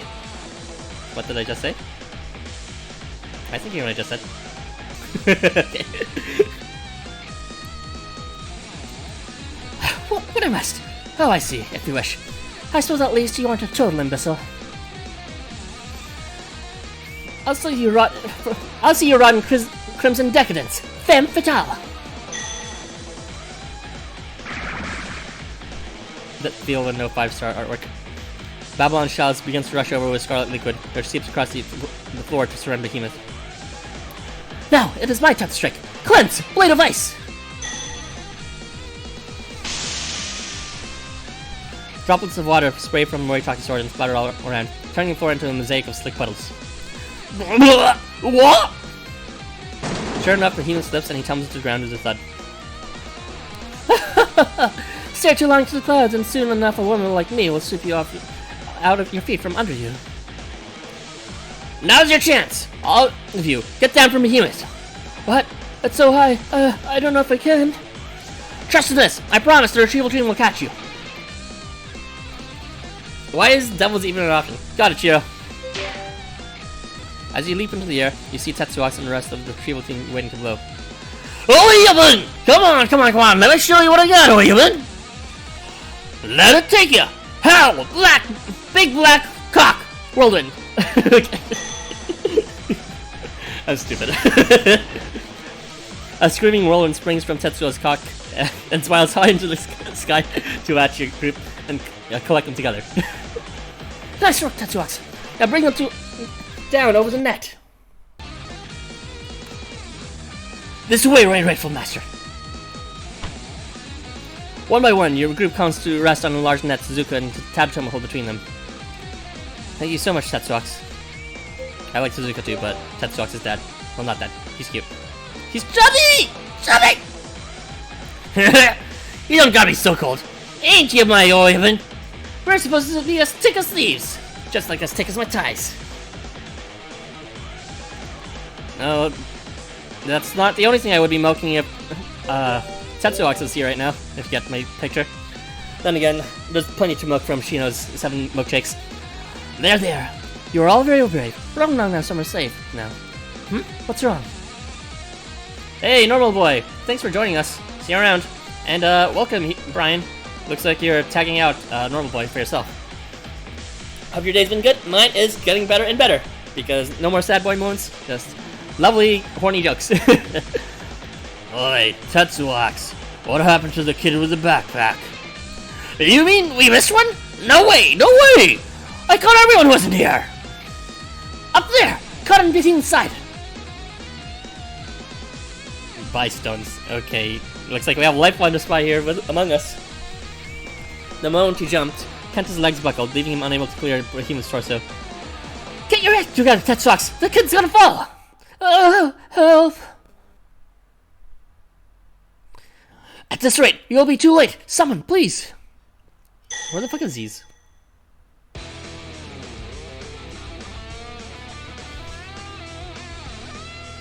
You have no idea what I'm talking about? Oh, the LifeWonders spy thing. Yeah, I remember you, Iceman. AKA, like, one of the first people that joined the server thanks to my channel. And then pinged me. Yeah, this guy, Iceman, he's just like, is there an Arthur here? I think it was Iceman who did that. It might have been someone else. But yeah. The only reason I recognized him sort of personally is because, like, he kind of was looking for me in the server. Leave that to me. Land me a big one. Battlefield. What's his name? Fish this. I don't know. Leave that to me. Land me a big one. Battlefield returns. At least log in, boy. I mean, there's not much to play, to be honest. What are you gonna play? Fucking the story? I mean, it's like, yeah, you can, but it's not really playing. It's just reading. Fishing line sails through the air from Obise's fishing pole to latch onto the target, and Kenta is yanked once more into the air. He flies toward you. Ray is caught safely by Kengo and Moritaka, working in tandem. Besides dailies, you can't really play much at the moment. No Valentine's announcement yet, at least for the new event. Hopefully because Valentine's is cancelled. Please be cancelled. Great catch, Obisu. Great catch, Obise. Perhaps I can feel a little more confident in my fishing skills now. Thanks to you, Arthur. Kenta! Are you unharmed? You are not injured, I hope. Moritaka, Kengo, you saved me. Kenta buries himself into Moritaka's fur, body trembling. You updated your team, but now you gotta grind for breakthrough items all over again. The breakthrough grind. I don't even grind for breakthrough items during the week, throughout the week. All I do is just get souls. I just leave all the limit breaking stuff for, like, you know, like what happened during this anniversary, as well as just clearing out the shop. I've actually been able to limit break all my Ether units up to limit break stage 1, so, you know, everyone in Ether is at least limit break stage 1 now. Everything's alright now. I am with you. There's no more need to fear. I'm so sorry. I made sweets for everyone, but they're all gone. Fish that! What? You think that's what we care about? Jeez, this is why I can't stand kids. For a moment, Kengo almost seems angry, but then he reaches out to ruffle Kenta's hair with an uncharacteristic tenderness. Go on, let's get you back to Shiro. You can take him, right, Moritaka? Yeah, oh yeah, after the stream, I'll be doing the dungeon. One more dungeon left, and my protagonist should finally be level 75. I mean, after the story, not after the stream, obviously. I mean, it could be, if I get bored, but fine. I swear upon my honor. Come, Kenta. Hop upon my back. I'll hop upon your back, Moritaka. Wonderful news, my friends. Everyone has been recovered, safe and sound. They'll be back with us shortly.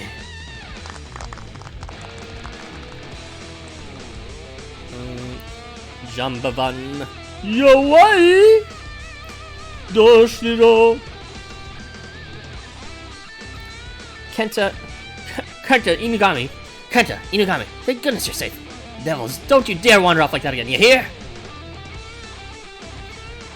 Alright! Now now all that's left is getting behemoths back to normal. All we gotta do is...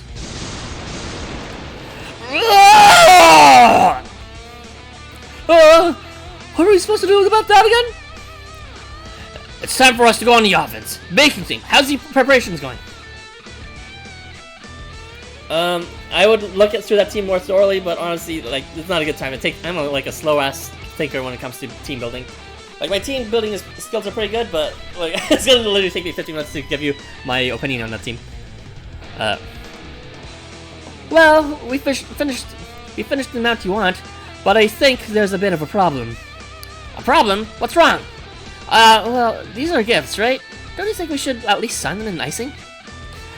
That's what you're worried about? Just get them to Kango and the rest quickly. Choji's a great chef, but sometimes he worries about the strangest things at the worst of times.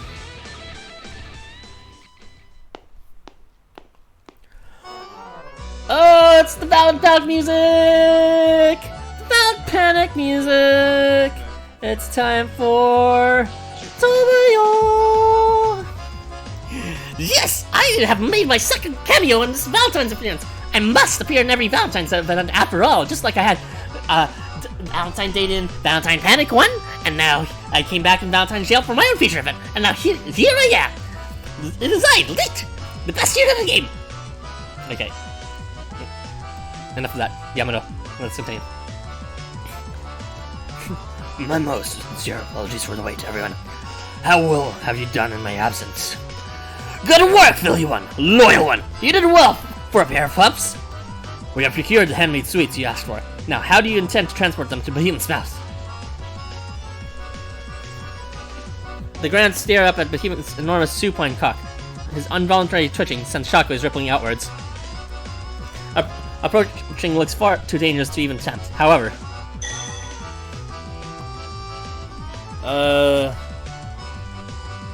You do the boost dailies? You should be doing dungeons! Because, like, fucking boosts are such a waste of time compared to dungeons.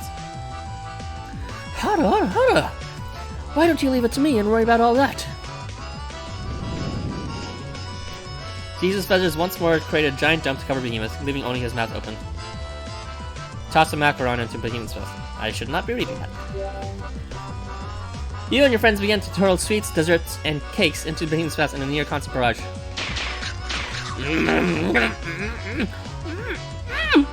It's Carter!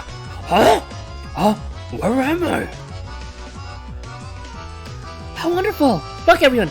Behemoth is back to normal! Hey, no smacking up! If the flow stops, he'll turn right back! Hey, we gotta keep up! Get them all down the hatch! Understood, my master. Behold, my flawless pitching technique! This is no comment. Do you see this? This is what LifeWonders makes. People buy it. People wail for this. Okay, I'm not gonna lie, that belly looks pretty big. Nice and round. It reminds me of a different belly. Don't ever cry from happiness. Hogan still eats sick as usual? What? Let's see. Give Behemoth the biggest hug you can. Thank you all so much. Don't want to think what could have happened without you. Behemoth slowly and ponderously rights his enormous body and turns to seize. Just what do we do now? That's the size. You ought to be turned on. Now that you're back, there's only one thing to do. Great minds think alike, Ryota.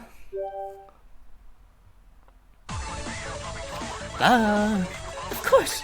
Now that we're finished eating, it's time for our after-dinner workout. Am I right? Workout? I'd work the whole morning! Oh my, no need to worry. My feathers are here to protect you and everyone else. Jeez, you don't gotta. Not another word, Behemoth. I'm happy that you care so much for me that you don't want to see me hurt. I know I was never good at hiding my sadness all those years, as we struggled in vain against your fate. As I watched your dream of one day finding pleasure in eating, paralysis helped curb your appetite. As I grew more and more obsessed with finding a way to change our wills, and our fates. I must have made you worry for so long. However, All that's in the past now. Non-existent. Z's breaks into a dazzling smile. I can't tell when I started throwing, but I have. So have you. This Tokyo seems to have a way of sneaking up on us. Before I knew it, it's gotten too busy wondering what new joys might be around the next corner to worry about rules and rolls. Who would have thought I would be slimming you down by dancing with all my friends you have made? Jesus. There's so much more I want to see you be with here in this Tokyo. Here, there's no telling where our roads might lead us. Perhaps we will meet with the same fate in the end, but even so, we will not be alone. Here, there are more than just the three of us. Toji, Searcher, and Shino. Please. Don't worry, Kenta, or anyone else for that matter. Everyone has their own burdens to bear to the grave. What matters is that we laugh for today, and look to tomorrow. Oh, jeez. It's supposed to be like bittersweet happiness, but overall more happy than bitter. Alright. But yeah, this music is a bit too much. Great beasts on the road. You hesitated at the first step. Now there's nothing to fear. For the giants of Muspelsheimer, my beloved children are all prepared to help me shape up. It is never too late at the gym. A journey of 1,000 pounds begins with a single step. Ha ha ha ha! The humans breaks into laughter and flashes Zine a thumbs up. Alright, Z's, count me in! Let's do this! Best foot forward, alright? Alright, kids. We've been keeping you waiting for long enough. Time for the last lesson of the day. How? It sounds like track music on one of those shots of all Sonic All-Stars Racers can transform. You look behind, you'd see simple stage that certainly wasn't there 5 minutes ago. Sitting in one of the wings is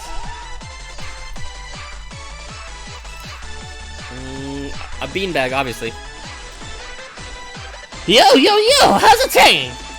Are we a bloodline? Well, no sweat, cause we're gonna work one out. Get slim with Mr. Skin. Yeah! Looking good! I'm gonna have to save the replay of this. He laughs at Tep. The smile widens in his face-splitting grin. He tosses his record spinning into the air, deftly catches it, and sets it on the turntable. Crawling chaos! More like dancing chaos! Come on, let's leave it debon! 3, 2, 1, let's jam! Suddenly, a beautiful rings out from across the room, and an angel lights up the stage. It's me, the singer! Come believe me, all my lovely fans! Your favorite idol, Gabriel's here with a prize live performance. Are you ready? Let's... That's a size! Ready, set, go!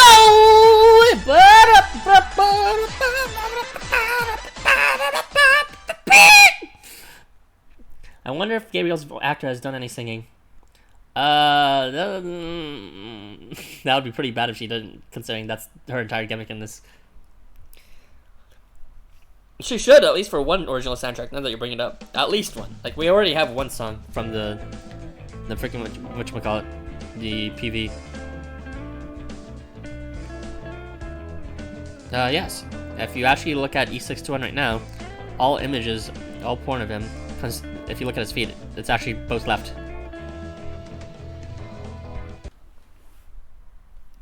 Yeah, it's a genetic disorder, only afflicted by half of the country. You know, genetic disorders like male lactation, in Shino's case. For Morishita, it's 2 left feet.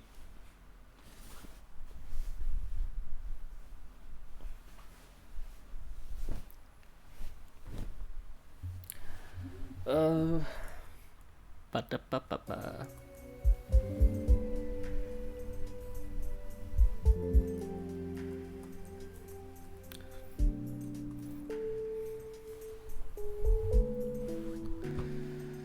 We're almost out of here, boys. Chapter 6, then the epilogue, and then the dungeon. One dungeon, and then I can fucking die forever. Actually, I probably should do some pre-work for the coding bootcamp I'm doing, or something like that. And then maybe I should also... What else should I do today? I want to be productive. I don't want to waste my day feeling bad about shit, like I usually do. Alright, let's begin the shit.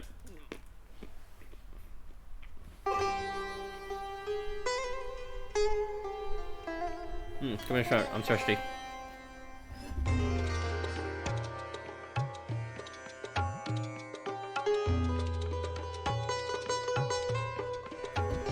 Interesting music choice.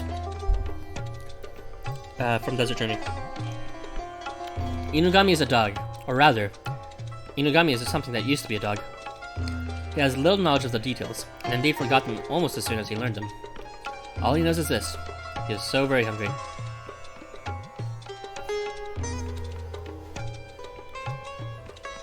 Yeah, that's pretty much what everyone can do right now. I mean, everyone's already seen Chapter 9 translation, and some people are currently doing Chapter 10 translation. Center is Zatsu, FYI, if you're wondering who actually would do that. And, yeah, daily dungeons are fun to do, too. I think what you're doing, Iceman, is a pretty good choice. I mean, souls are good, breakthrough items are good, just don't do boosts. You can also do the seeds in the... in the Oto ward, one of the quests actually drops seeds. The permanent quests. But yeah, if you want to enjoy Housamo more, if you're feeling a bit bored of it, take the game into your own hands like I'm doing. Like, be active in the community, do something with it, etc.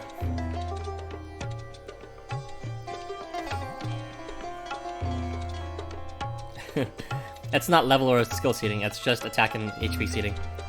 Could you imagine a quest that actually dropped level and skill seeds? That'd be too good. But yeah, you missed your chance, Iceman. If you don't have enough coin now, it's gonna be a while before you can get coin again, since coins happened like a couple of weeks ago. I think I grind it for at least overall in those 2 days that have damn coin daily. Maybe at least 18-20 hours. So yeah, kind of mind breaking a bit. However, halfway down his abdomen, his body fades from existence. Perhaps this is why he never feels full, no matter how much he eats.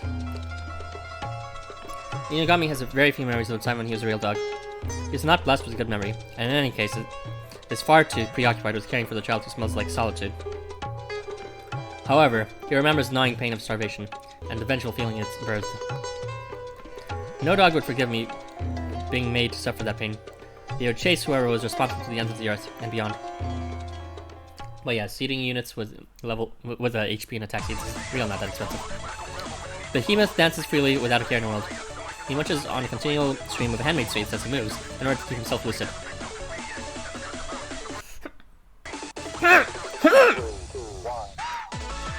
Work hard and maybe you'll get a reward. A reward? For me? Oh, I wanna see! Let's do this! Ah! Do the protags have different expressions, or is that MC5's expression fan-made? This is an expression that came from 2 pieces of promotional artwork that was used.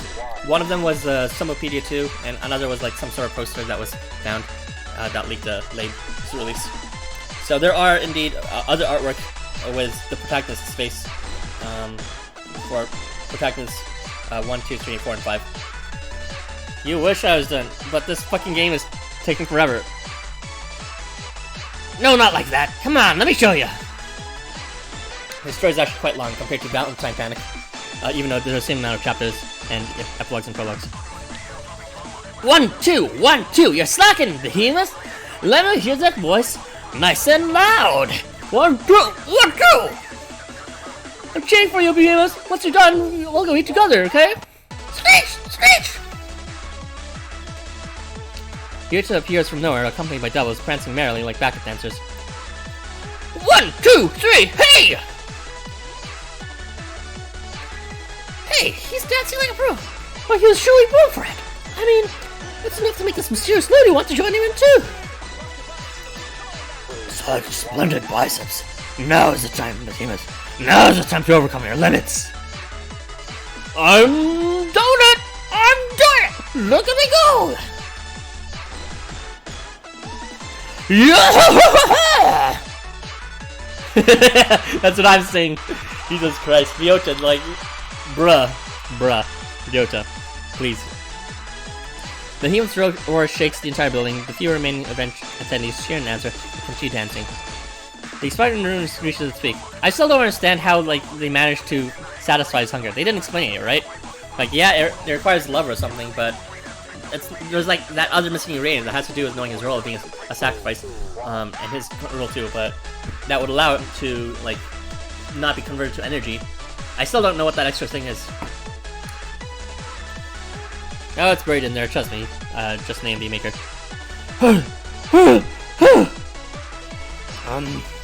You sure this is working? Should I be back to normal by now? Whew, this is tough. I haven't had a break since we started. Gracious. He must have burned off a lot of energy by now, and yet the human's still as large as ever. So it seems. He certainly seems a little certain, but I would have expected him to have been normal by now. Him believing in himself? I don't know how to respond to that. That sounds so cheesy as fuck. Like, that message can be well delivered, but that message was not even just not well delivered, it was not delivered at all. I didn't see that message. What? He just has to believe in himself! Believe it! I wonder what's wrong. I have a nagging feeling that we're overlooking something very important. Wait, we were just feeding him sweets.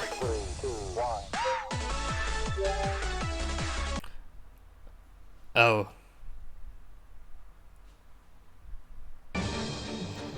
Yeah! How did we miss that? Of course he's not going to slim off chocolates and cakes.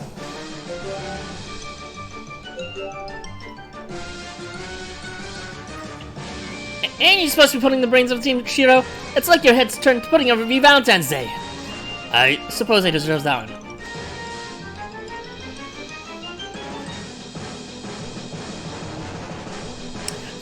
That explanation is even worse. What does that even mean? I mean, yes, until you can taste something, but like it's not like that's guaranteed, is what I'm saying. There's a secret ingredient, or not, well, you know, a secret method, or something about the way the food has to be made. It has to be made with love, and there's one other thing, and I don't know what that one other thing is yet. They kind of just like glossed over it. So yeah, it looks like he's not reducing weight because what they made was a bit too caloric this time. Scream! I'm sure we can leave out sugar. Who said love has to be sweet? In any case, you need to call a halt on the sweets production. I'll call Choji. Urgent message from the bakery team. They're fresh out of ingredients. Production is on hold until supplies are replenished. What's story? What? That can't. Then we can't.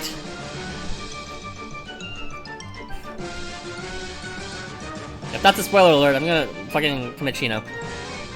Just, like, I'm asking about it, but, like, if it's gonna be explained later, then I'm spoiled now. It's alright, it's just a dumb strange. I'm deeply sorry, but you'll have to make do with what we have. Good to see you. Good to see you, Choji. Don't worry, either way, we would have to stop feeding behemoths eventually. However, at this rate, we won't be able to maintain our stalemate. Choji, Shino, your attention, please. Behemoth is deteriorating again. Oh no. Come on, work that green matter. If we can't exercise it up, then how about liposuction? I think I saw an ad for it on YouTube. And he eats Shino sweets? I don't think that's the case. Because if they knew as early as Shino, then, like, whatchamacallit, I don't know. They would have figured out then. He doesn't believe he's powerful enough to control it, and at the end he can suddenly cancel the ways to control it, and he shows Shino. This explanation is confusing my head. He's powerful enough to control it, and he can replace the normal factory weight comfortably. And Shiro always explains to him how he did it. He said so, and okay, I know. I'm just gonna continue this, right? You know, when they stick a tube into your body and then suck all the fat out like a big vacuum? Think that will? Oh boy. Well, I'll suck the fat out of you. You know, that could work. Pipe clocks? Where have I heard that before? It was in someone's backstory. I can't remember. Oh. YouTube! Behemoth eats a lot because he can't taste anything, so he eats a lot. This is top chat, let's see. Go to live chat. It's emotions he put into it as well as William felt. Shino almost fucks that up at the end. That's why Z's always near him. He eats memories and food, it seems. Z's said so when he eats sushi. They karate chop Shiro in the back of his neck and he fucking dies. Someone mentioned about Inugami. Alright. What about Inugami? Oh! Right. That's the backstory. I'm back reading, alright? Jeez, give me a moment. I try to exercise so I don't have stuff for one emotionally. You guys talked a lot all of a sudden, and I'm just like trying to catch up. Oh, this music is just like this clown music. It's my life right now. The heroes goes from chunks and so. All right, let's just continue. Okay, so it might have been Inugami's backstory. I don't know, or was it Caesar's? Do you recall what Caesar says? The inside of a human's body is impervious to any external intervention. It just bounces off. Then we'll have to go in the mouse and fix it from the inside out. Are you? Sorry. Are you crazy? His mouth's a sacred artifact. Everything that goes in there turns straight into energy.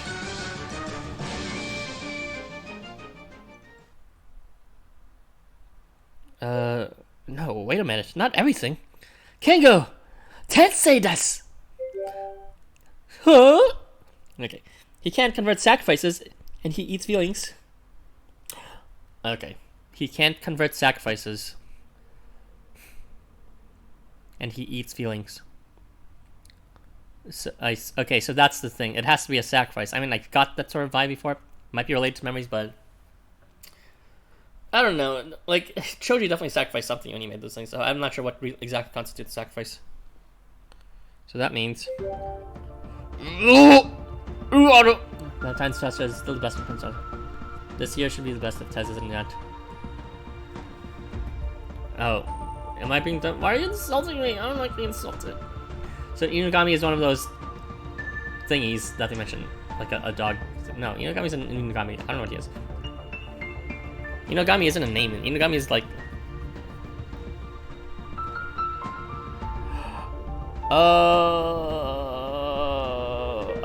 So Inugami is gonna jump in his mouth? Okay, you know what? This is all your backseat gamers.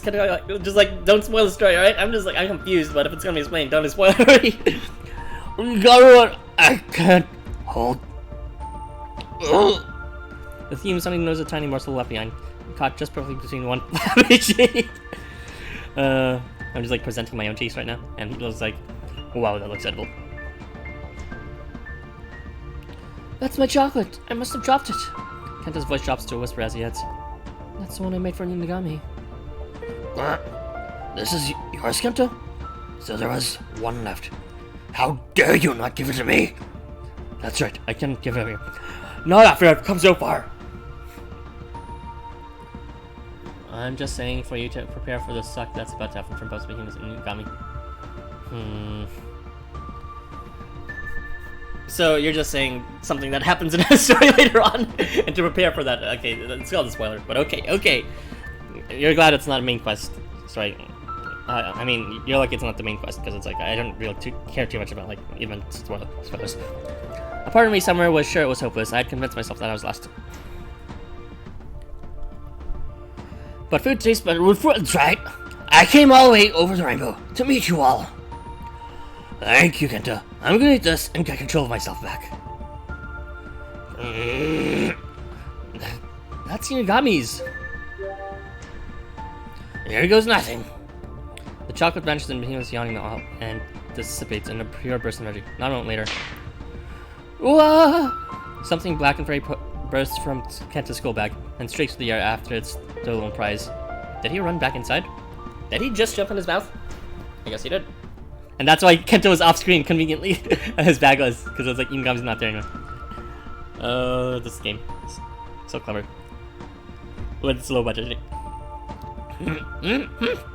Felt like I got something extra with that one. A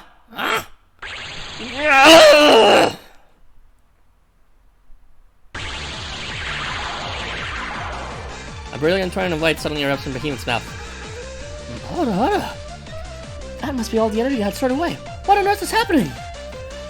Inugami's eating it. That's what it looks like when Inugami gets hungry.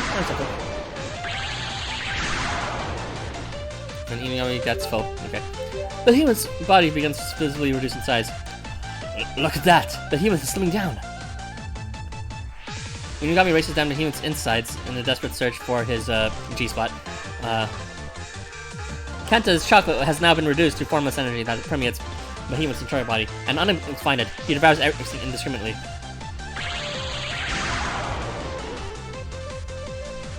Behemoth grows slimmer and slimmer as you watch, until eventually he returns to his former girth. All according to Keikaku. Behemoth? Thank goodness you're back! Jeez! What happened? My memory's all fuzzy! Blech. Behemoth stumbles forwards a couple paces, only to slip on chocolate and comically fall on his head. And then he dies. The chocolate flies up in the air and arcs perfectly to fall into Behemoth's open mouth. Okay. Oh my, this is bad. What if Behemoth forgets himself again? Oh, what's the matter? I can taste it. The almonds. Oh my god, his voice. The peanuts. The caramel. I can taste it all.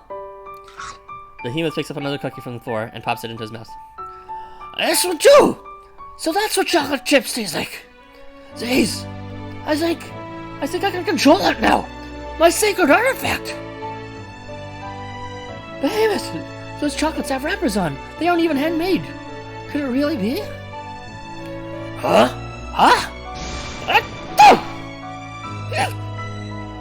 With a sneeze so explosive that it makes cheesy jump and fight, Inugami's expelled from Inugami's mouth. What was that? Welcome back, Inugami. Did you enjoy your meal? So that must be why. In contrast to Behemoth, who seems clueless as to what has happened, Seize seems to have worked out something out and shows her chin with a thought plan. Please explain everything. Remember the Shirley rule era. It's time to karate chop Shino and kill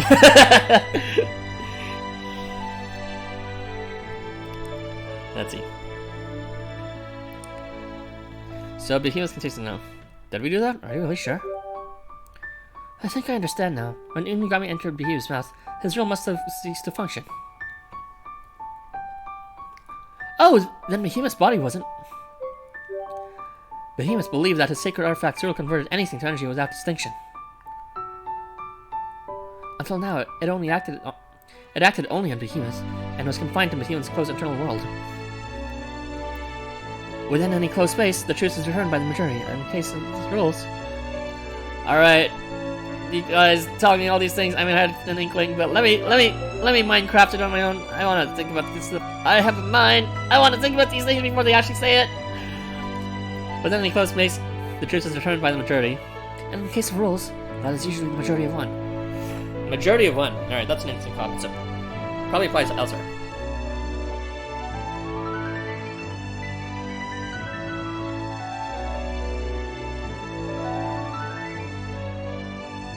Alright, let's see. However, when Inugami entered the world, not knowing or caring what Behemoth or Gehenna believed, it became a world of two. So Behemoth wasn't a majority anymore. So our rules ceased to function, and he became able to taste things again. And just because he was able to taste those few things, now he's been able to get past the belief that it can be converted into anything. Oh my gosh, these rolls and rules. Alright, see you around, Iceman. Thanks for joining us. It's always good to see you around. One of my earliest followers that actually spoke to me in the comments.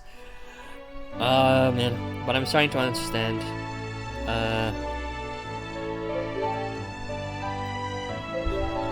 I really like the overall sort of moral of this game, and this event is no different than playing off that moral of how people are sort of assigned roles and by the world, and in a sense we perpetuate these roles within ourselves because we just believe in them so hard.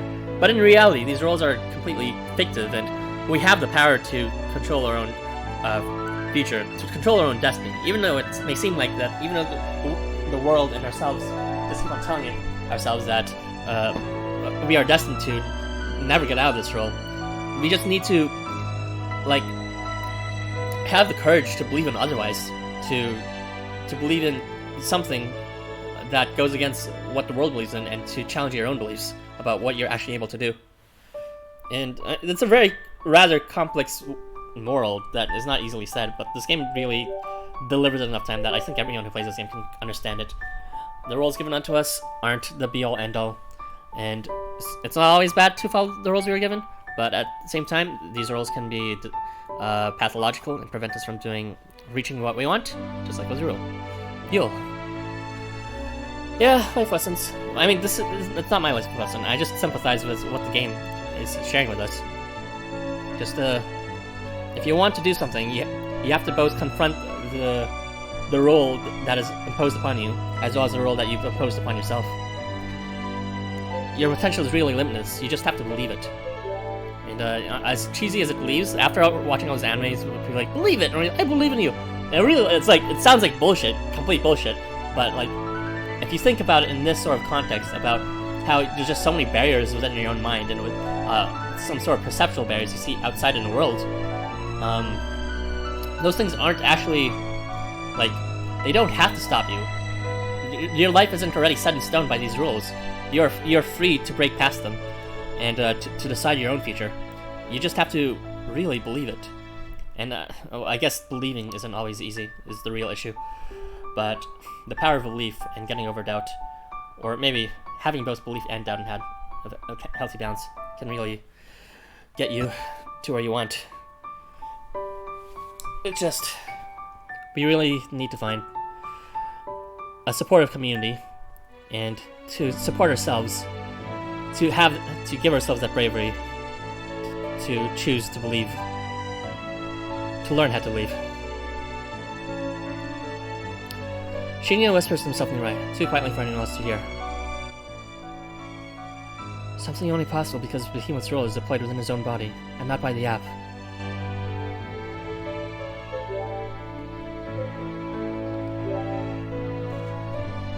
I see.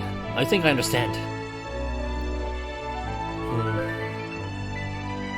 He won't go back to normal because, for that split moment, Behemoth believed he could taste food again, and because of that moment of belief, that encouragement from an outside source, he can now overrule that majority belief, and he doesn't have to be trapped by his own mindset anymore. Oh, hey, Lib. Oh boy.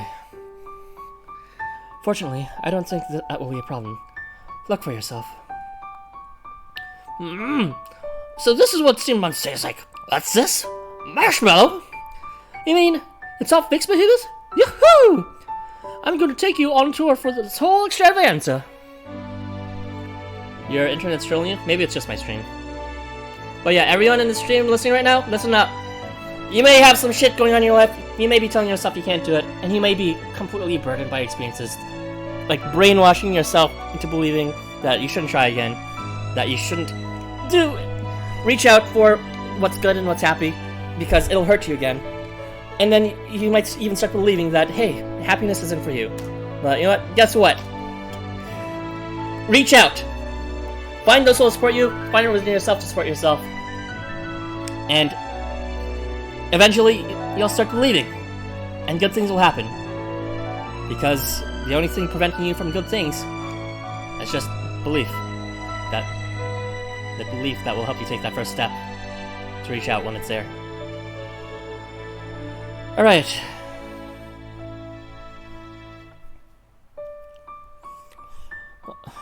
Oh, I get it. Yeah, I totally got it.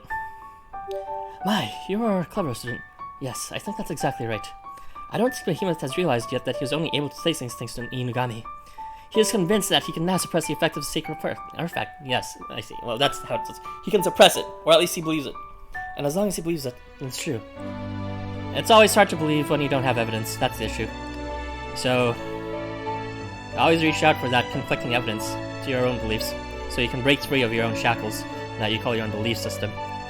You may hold on tightly to your belief system, that's your identity, but you really, have no idea how much you're limiting yourself by identifying to a particular set of ideals and a particular way of choosing decisions. Won't he go back to normal? Wait. No, he won't go back to normal. What? Why would he play that? Come on, he can believe. He knows he can suppress it. Like, this is just empirical proof. Okay, this is stupid. Yeah, don't let yourself get caught in fucking, like, locks in your mind. I'm really happy for you, Behemoth. By the way, are you alright without Inugami?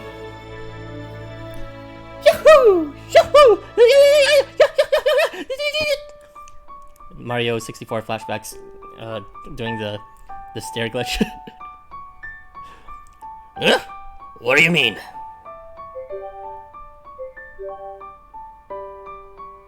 What did Shio say? By the way, are you right with that? You fucking idiot. It's just, I'm fairly sure it was Inugami inside your body that all out. Ah, la la la la la, Shiro! Over here now! What? What's wrong? Did you really have to drag me? What's all this noise? Hey, maybe this is another performance. Oh, look at this crowd. You there, any idea what's happening? There's something happening? Hey, everyone, get over here. There's another event going on. Oh, you know, look what you've done, partner. Aivo? I know what to do. I'll have to dance your way out of this. It's time to rock and roll. Na, na, na, na, na, na, na. Not rock and roll. Wait, let me read that. Hit it, DJ Neil. Yeah, you want a party? I want a party. Let's raise this roof to outer space. Get knocking on Hasner's door. Here we go, baby. Let's get this room jumping, shaking, quivering, rising, convulsing. Arison. Care to dance, Toji? Of course. Behemoth, why don't you join in too? Why me? Remember what we do after we finish eating? Oh, right, gotcha. We dance off the calories. I want to dance too. Come on, Inugami. You two devils. Skate, skate. Yes, indeed. Now is the time for a true basketball workout. At last, I can pass on the legendary dance to my beloved children. Searcher strikes pose, showing off his bulging cock. Shall we dance, my sweet Arison? Together as father and child, we will train your body until you are sculpted exemplar of perfect fitness. Clasp Searcher's hands. Wait, these are both horny. Daddy's a boring joke. I'll just grab some. Fourth, to rippling perfection.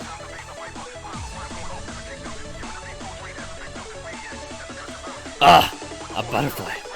I see. Soon the time of year will come again. A single out-of-season butterfly flutters in a lazy circle around Searcher's head before it burns into a crest because of his helmet. Time flows, halts, and it returns again. But next the season for butterflies comes, I may no longer be with you. However, should the time come when you must stand low, you need only remember that warmth is at your side. Only through brave in pain and sadness can we come to learn meaning, and to find the strength to carry on. Someday you will take the weight of the world upon your shoulders, and on that day, I pray you can forge your own path. My dear lord, if it would please you, might I have this next dance?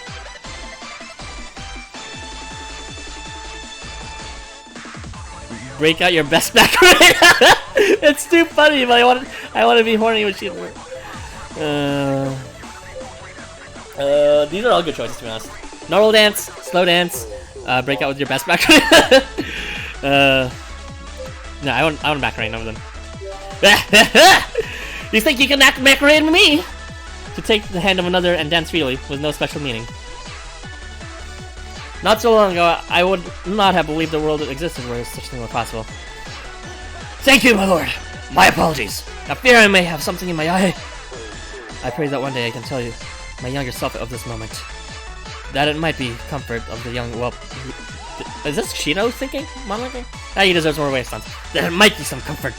That young whelp who did not even recognize the gnawing pain he felt his sadness. To that foolish hound who got blood instead of tears. I pray that someday I can tell him everything will be alright. Toji watches as the ring of dancers grows gradually wider and wider. Finally, after a deep breath. I would like you to join in, Arthur. Dance hand in hand with Toji. Thank you, Arthur. There's something I wanted to say. I realize that you're hoping otherwise, but it seems impossible to just dance away everyone's questions about what just happened. he's talking as dancing, that's cute! However, I suppose you've been doing what I would have thought impossible on a daily basis ever since we met. I see now how different you are, the flares we enjoy, the paths we tread. We differ on every level. I actually have not seen the translations yet for the Valentine Day quests, so I guess I could do that. I heard Shino's was really good, so yeah, I'll go to everyone's favorite, Kenta's, obviously. Okay, those differences have led to a conflict of antipathy between us. Once, I would have lamented them. However, now I think I can be thankful for them.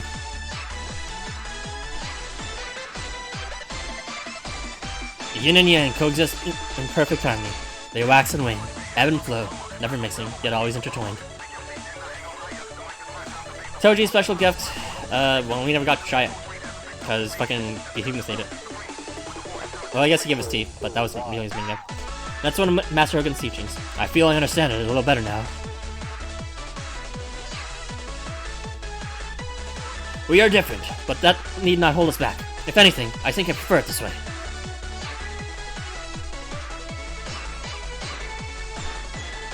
Behemoth dances next to Kenta, the latter demeanor of the stature and forming remarks. Kenta all of a sudden gets sucked into his love handles, and he's never seen again. Their movements are clumsy, awkward, and unrefined, but their smiles are dazzling. I'll do all their dates. I think I'm really starting to enjoy this, Behemoth. You can say that again! If I'd known dancing was so much fun, I would have started years ago! Once I've worked up an appetite, I'll go eat it off. Then it's back to dancing. I'm sorry, Unagami. I promise I'll make you some more chocolate, okay?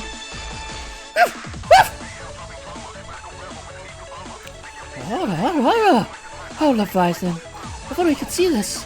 The three of us were always so alone. We had never imagined any other fate than ending our days in solitude within my feather embrace. Oh, it's Z's monologue.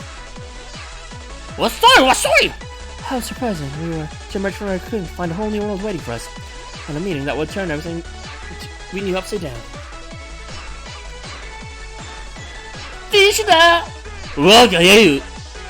We learned just how small everything was. We had believed it really was. Small enough that a single individual could turn it on its head. If I could wish for anything more, I would only pass on something on this tiny miracle to everyone who shall suffering as we once suffered. Itadakimasu! Typhon is not in this story. Because if he was, that would be awkward to Zealand Behemoth. And there's enough drama around. Thanks to you, I might finally have found something truly valuable to teach. I'm really glad to hear that. I really am lucky to have met you, Arthur. Now, I think it's about time for the grand finale, don't you? Are you ready? Then away we go! A riot of glittering feathers explodes from the stage, floating up to the heavens like a scene from a fairy tale. Well, it's not gonna be date quests yet because there's still the dumb epilogue. For a moment, silence falls, and then the hall all but split through the thunderous applause. I see, both of them like them. But, you know, Typhon, they only like him because of similarity. Proceed to epilogue.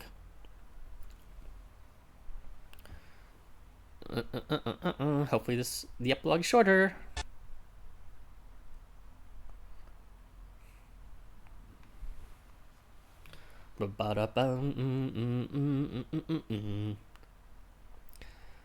So this is where we get the time skip of 20 years later, where we're basically carrying Shino's fourth child in her impregnable uterus.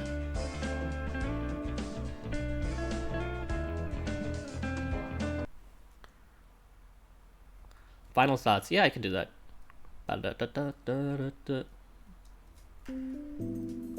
Let's see something cool. Yeah, I like this one.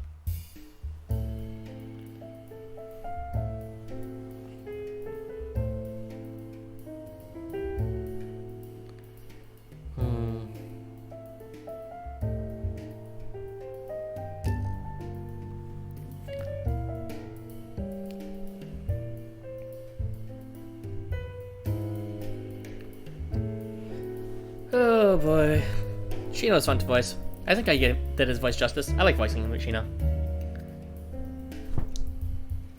And I think I did Ken's voice pretty okay too. Behemoth, I was kind of all over the place. I had no idea what the fuck to do before Shino and the Beast's voice. I was just like trying to remember the lines, but honestly speaking, their voice seems normal when they're not shouting. Shiro, I've standardized them to the point where like he sounds like oi, so nasally at that point. Kengo, I'm still shaky about his voice. Ryota, I have a, she's Ryota's. A full day has passed since a mysterious impromptu performance dominated the final hours of the Valentines Extravaganza. With its cupboards restocked and infrastructure repaired with astonishing speed, the cookery corner is as popular as ever. In the midst of all the hustle and bustle stand you and Behemoth. Gently does it. Smells good enough to eat. Gotta hold off. Whew. Now I just gotta wrap it up nice. Thanks for helping, Harrison. Sorry I kinda made you tag along. Guess you probably got your own chocolate to make. Someone probably as you has probably gotten lots of gifts to return. Makes me hungry just thinking about it. I finished all mine this morning. Yeah, that would be me if I actually had any. Whoa, really? So that's why you looked all chilled out. Now, to put them in a little bag. Ah, it's not going in. Come on, get in there. If you want big facts, go see Son of Kamara. It's like 99% peck, 1% other body features. I can't take a look at these anymore. It's making me hungry. Right, on goes around. Pull it tight, and done. Behemoth's shuffles are a mishmash of different shapes and sizes. None of them are quite perfectly round. The difficulties he had in making them were clear at a single glance. Oh, he made these. Cute. As you watch, Behemoth busies himself with packing a basket full to bursting with little plastic bags, each containing 4 or 5 cc's of cocaine. Right. That should do it. Let's see. Who's up first? Yeah, Behemoth certainly does have a big poker. Epilogue, Glutton in the Desert Fair.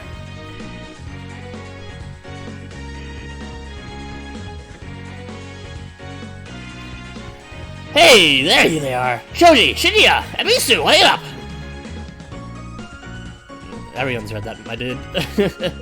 With Shino and Moritaka and Tadatoma's in the background as usual. But yeah, it was a good doujin. I mean, the story was crap as net, but the art was good. Yeah. Why am I giving my thoughts of doujin that not everyone's seen? Then the buttercream swirls goes on top, just like this, and whoa! Behemoth, is that you? Do you need something? Oh my, what delicious looking truffles! They've certainly come out very well. Shoji's praises Blossom Behemoth as he hardly prefers his freshly made chocolates to the rest of the group. Attached to each little bag is a note written in childish scroll which reads, "Sorry I ruined your entire life, and thank you." Happens around this time. Okay, I see. I know I kind of ruined everyone's day yesterday, and I wanted a way to try and make it up to you. So I made these. They may not look like much, but they taste. Anyway, try them. I tried them myself, and they're not poisonous, so please try them.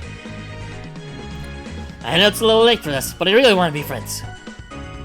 I'd be delighted to accept these, Behemoth, and to be your friend. Thank you, Behemoth. I gotta say, being the one receiving makes for a nice change of pace. My, handmade chocolate. Something about that reminds me of Ben 10's Valentine chocolate stuff. Poisonous. Although, if you ask me, that was a chocolate more of an artistic venture. A very, very bold one to boot. Oh, do excuse me. Sorry, I drifted for a moment. I'd be delighted to accept this. They taste divine. Have you tried filling them with red bean paste? If you like, we could give it a go together. Words and smiles are exchanged as the conversation continues. Eventually, you and Behemoth say your goodbyes and make for your next destination. Alright, I'm feeling a little better about this now. Come on, we've got a whole basket full of chocolate to hand out.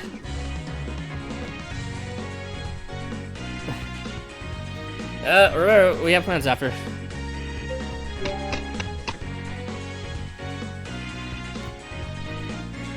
I'm honestly kind of worried that what everyone's gonna say. Wouldn't blame them if they were still angry, but if they are, I've just gotta take it on the chin. I want you to promise you're only gonna watch, no matter what. I'm the one in the wrong. I gotta be the one to apologize.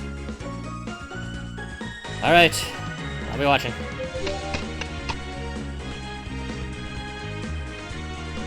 Sweet! Free chocolate! Guess I gotta survive until my next payday. This is the part where you're supposed to laugh. I'm actually getting a bonus. My boss was really happy with how I dealt with everything yesterday. Might even be able to get my wheels through the next inspection. Of course. Well, good. I will gladly accept these chocolates. The feelings poured into them are palpable, even from here. Now that aside, do you think you're sufficient, my hero?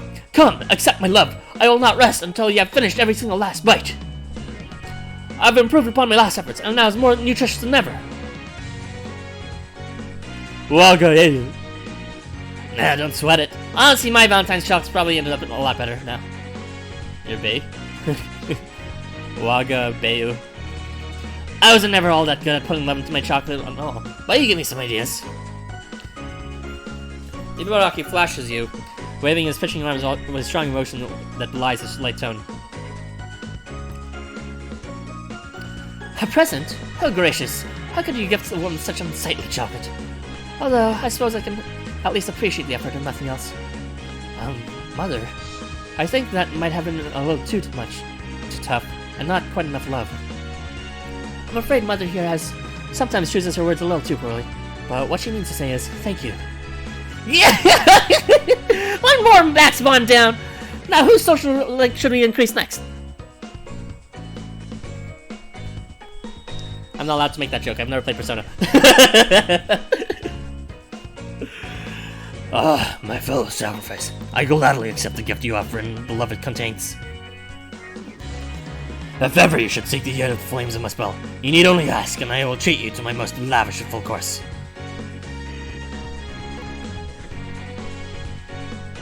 What's this? Chocolate? Looks a bit lumpy. Like what I saw in the mirror this morning. No, that's fine. Okay. Well, whatever. I guess a gift's a gift. I just happen to have this on me, so take it. It's not gonna have anyone saying I don't pay my debts. Don't get any funny ideas, though. This is strictly business, you hear? Chocolate? For me? Sweet! Can't wait to try it!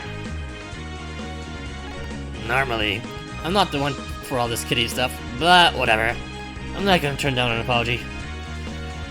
This will make a great present for the kiddos, but not before I've had a little nibble, of course. Gah ha ha ha.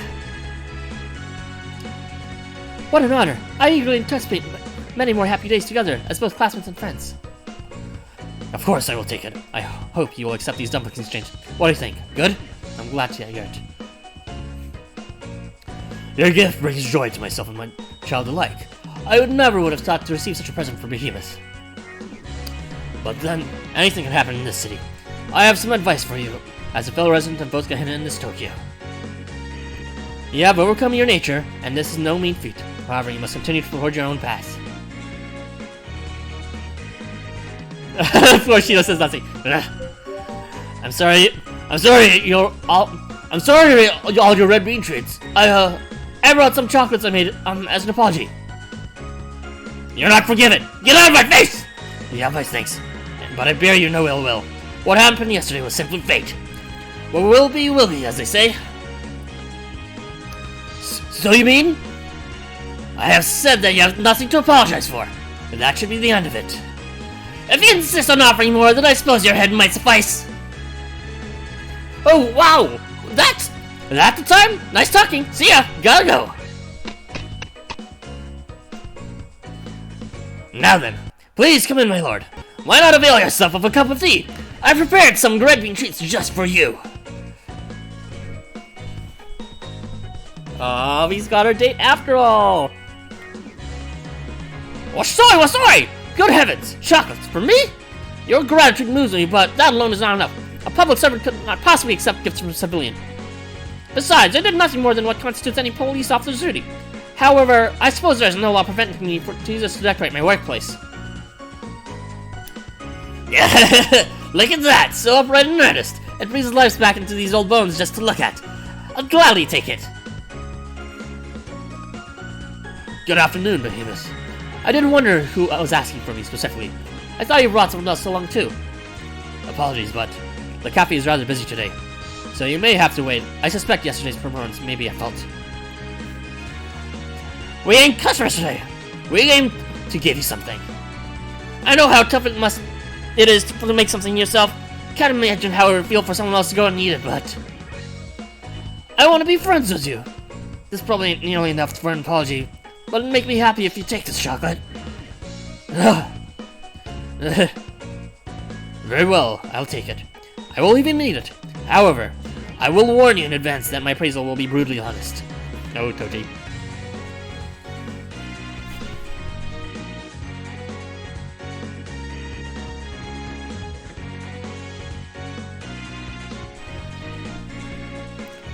You had best be prepared. Ha! I'm sorry. I'm permitted a joke or two once in a while.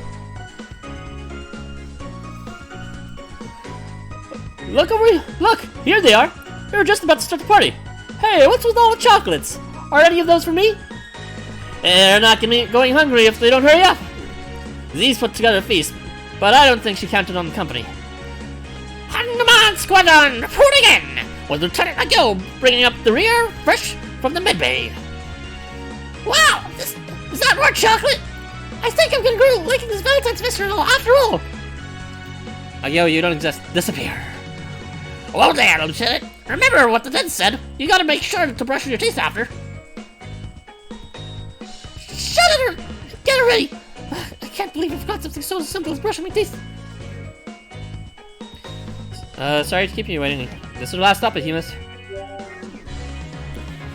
Got it. Everyone, this is all for you. Behemoth trusts his basket and its remaining contents out before him. Head bowed in perfect picture of contrition. What's this? An apology? As if we'd need that. Because we'll never forgive you. We're glad to have you here for Behemoth. Yeah, we've been through much together to start sweating the small stuff. I'm still good for a bag though, right? Hey, this ain't bad. I'll at least wait until we started. Where are your manners? Ugh. What, you mean Behemoth made these? Yeah, I've been handing them out. You lot and these are the last ones. Not too much for sappy endings, but I like being able to run over everyone's voices again. I'm surprised I remember everyone's. It's fun for me. But yeah, usually I don't like these sappy talk to everyone obligatorily endings. In that case, that's a happy coincidence, because everyone just happens to have gone back, isn't that right?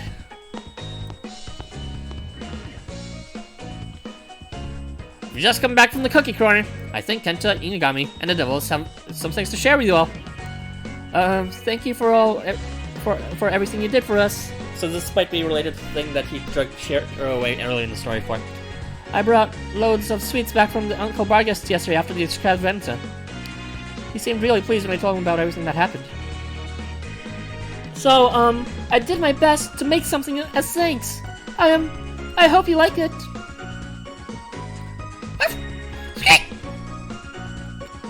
Thanks, Inugami. You too, Devils.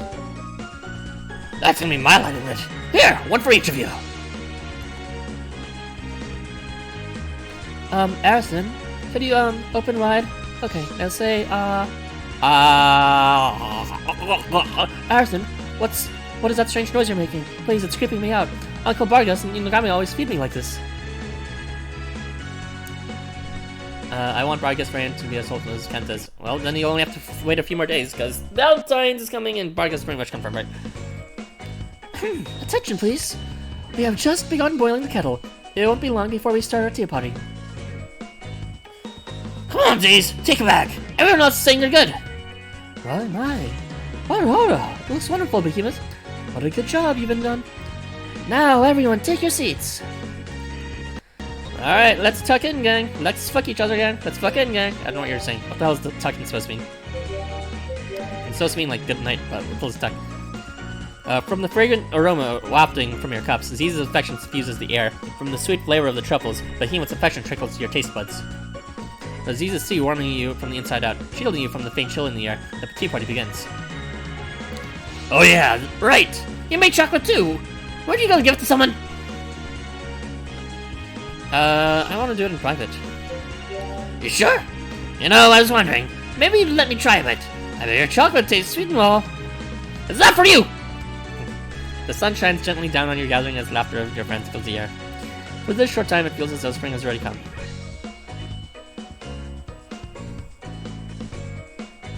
Oh my god, it's finally fucking over! There's no epilogue part 2, thank fucking god! Okay, but now we gotta do dates, because I want to voice Shino again. But if I'm gonna voice Shino, then I might as well voice everyone, so I'm gonna do everyone's dates. Special quests. Yeah, God, special quests, stop perpetuating misterminology. They're not dates, they're special quests. Oh, look at that. Beautiful no event marker. Alright, memories. Memories to events, and then to whatchamacallit, to the thing. Where are you? Am I blind? Am I fucking blind? Where is it? Valentine. It's extravaganza. There you go. Oh wait, the wrong one. It would be in romance. No, it's not in romance. It would be in special quests. Valentine Extravaganza. There you go. Welcome back, Ryan. He left and then he came home. Oh, my life is sad. I've been playing ever since. Oh jeez. Let's see. Holy fucking shit, there's so much! Oh my fucking shit. The only one I've seen is Takamaru because I didn't see him until then. I'll review. I don't really want to review all these side characters. So I guess I'll just review 1, 2, 3, 4, 5, 6, 7, 8, 9. Forget, I'm just gonna voice over Shino and I'll see the rest of my free time. So Shino's, and then that's it. Cause like, I like all the characters, but I know all you're here just for his milkshakes.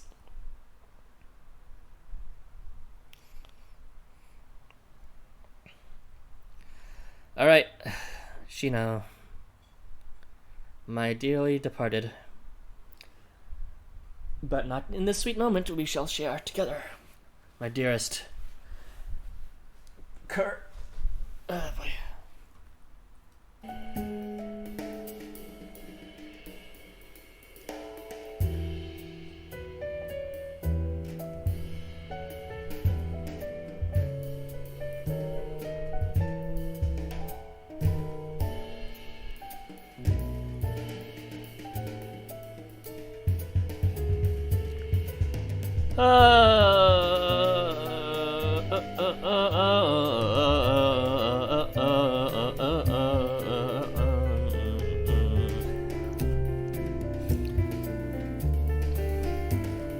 Alright, let's get to it. It's beginning.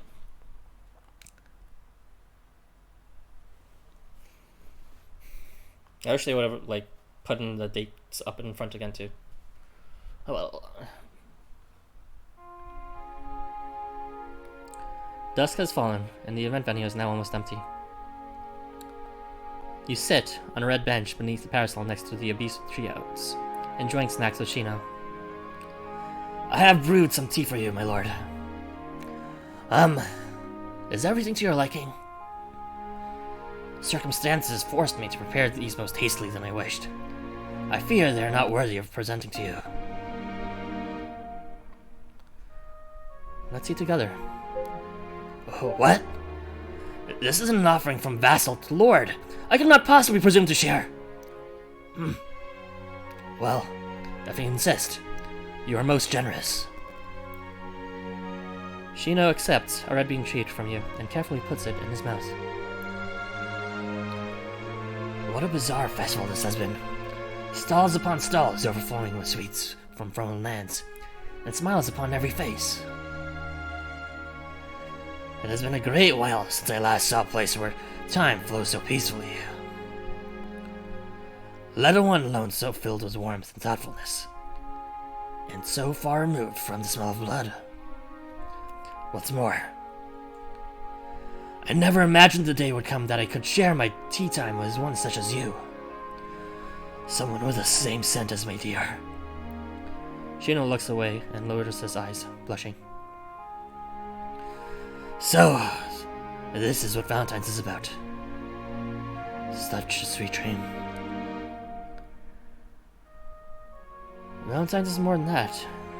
It's also time about giving.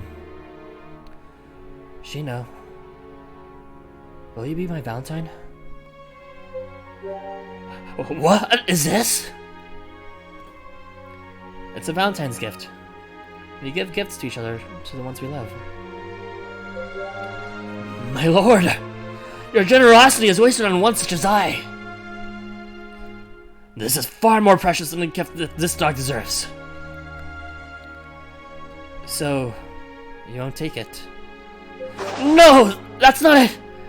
Not at all, but...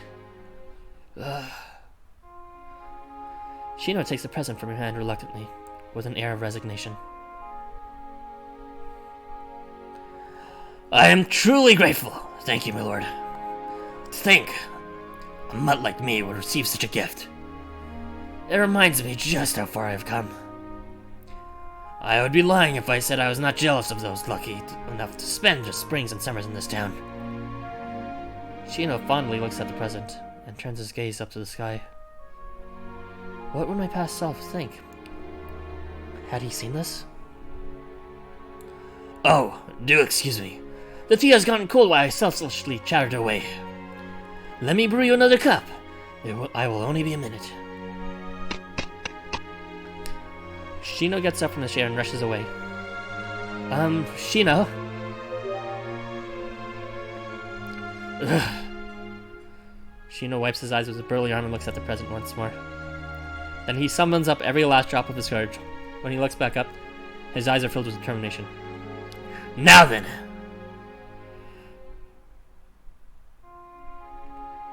You sure it's taking a while. I wonder what the deal is. The events may happen somewhere in the middle of a story. It usually happens like near the end, but not necessarily at the end. Allison!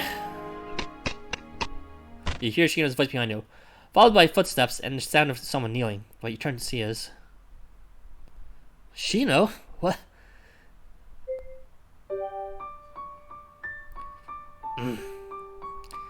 Shino looks up at you, stiff with nerves. His garments hang from his waist, removed to expose his front in a show of submission. You can see a bouquet peeking out from behind his back. Ah. Shino's thoughts turn to the day so long ago. The day when the hound, along with the one it had given its heart to, had sacrificed its life for the 8 orbs and its beloved prayer. On that day, that hound sacrificed everything it had, and yet here Shino is. In that case, he must be a shadow, a manifestation of regrets that hound felt in the last moments. What meaning could there be in this? What regrets could he have left behind?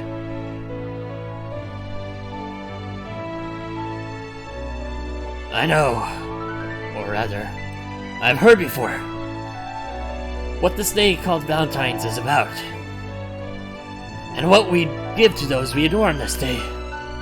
Shino takes a breath, then continues. If I am to be mocked for my lasting, then I welcome it. I cannot help but tell you how I feel. Moreover, if I fail to return a favor, I could hardly take pride in myself as the hound who once courted my dear princess.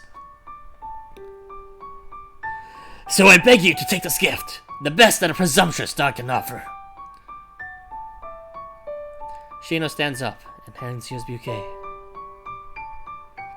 Its beautiful composition was chrysanthemum and peony, accentuated a vibrant mosaic of colors. Shino's cheeks glowed beet red, and his hand seems to tremble a little. His arms stiff with tension, as though he feels his entire life has been leading up to this very offering.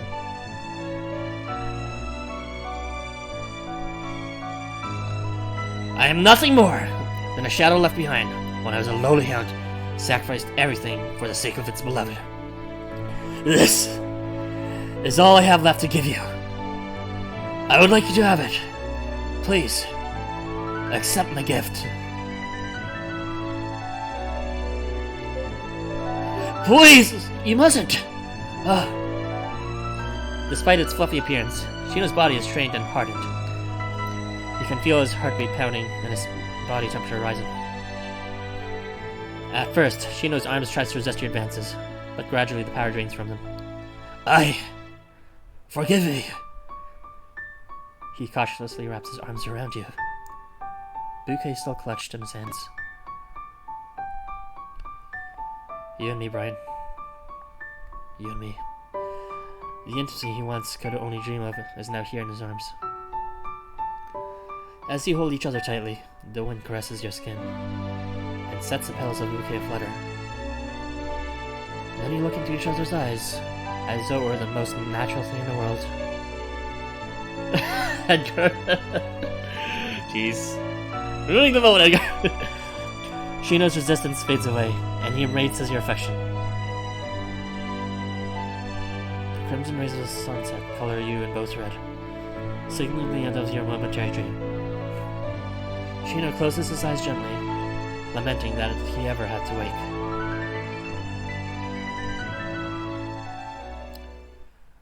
My lord! Please, if I may, just one last moment with you.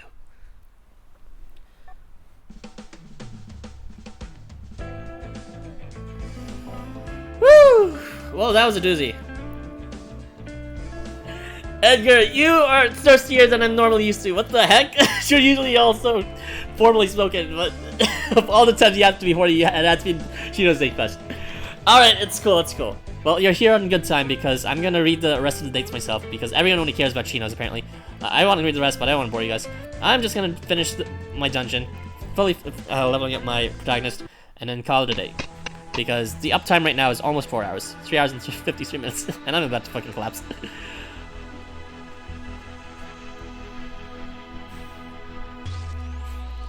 Well, that explains Grast. If you don't know who Grast is, he's just some guy in the server who's super Switzerland. I know you're joking. That's my issue, Edgar. You're joking. But I'm supposed to be super sweet and like lovey-dovey with Shino. You're like, and then you banged. Like, okay.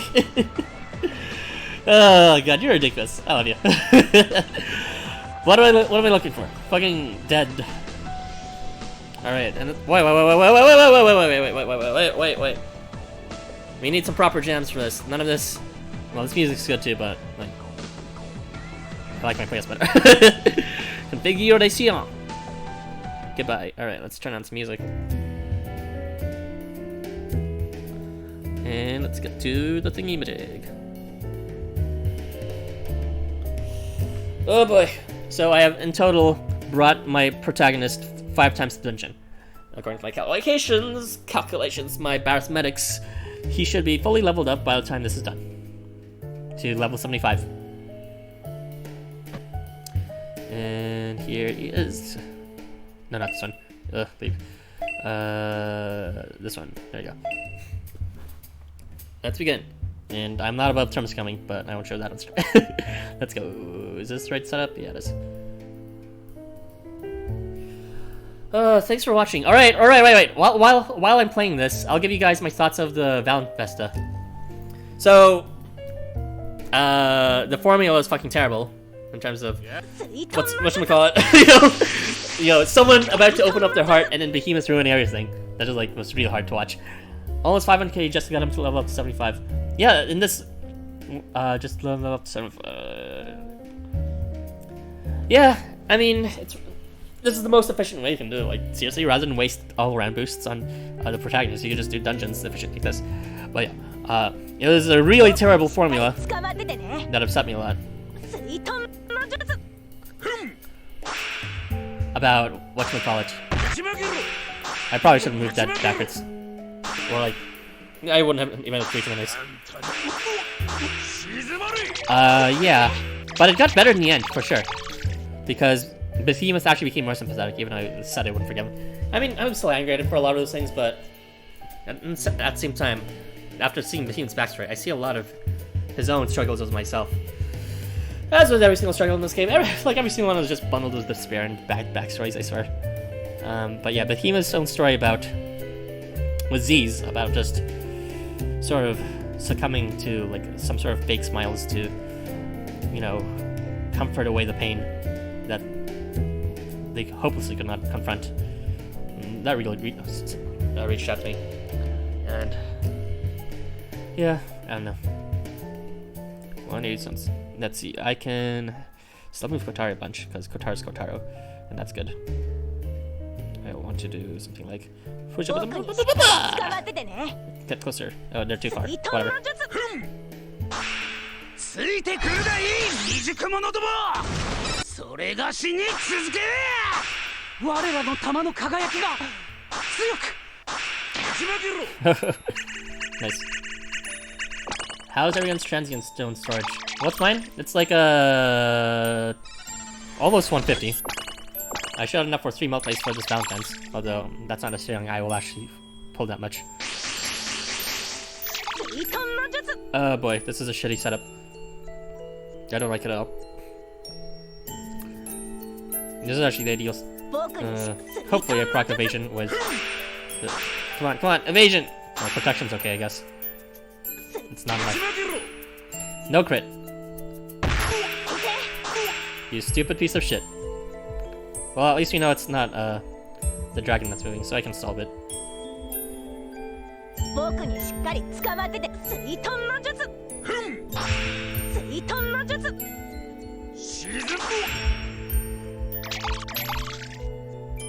Merry Christmas! And I will just keep on doing this until he gets charge. So, oh yeah, I should probably add those things. It's kind of hard to see. Yeah. But yeah, I am interested in pulling for Housamo, who is coming this Valentine's Day supposedly. And I am also interested in pulling for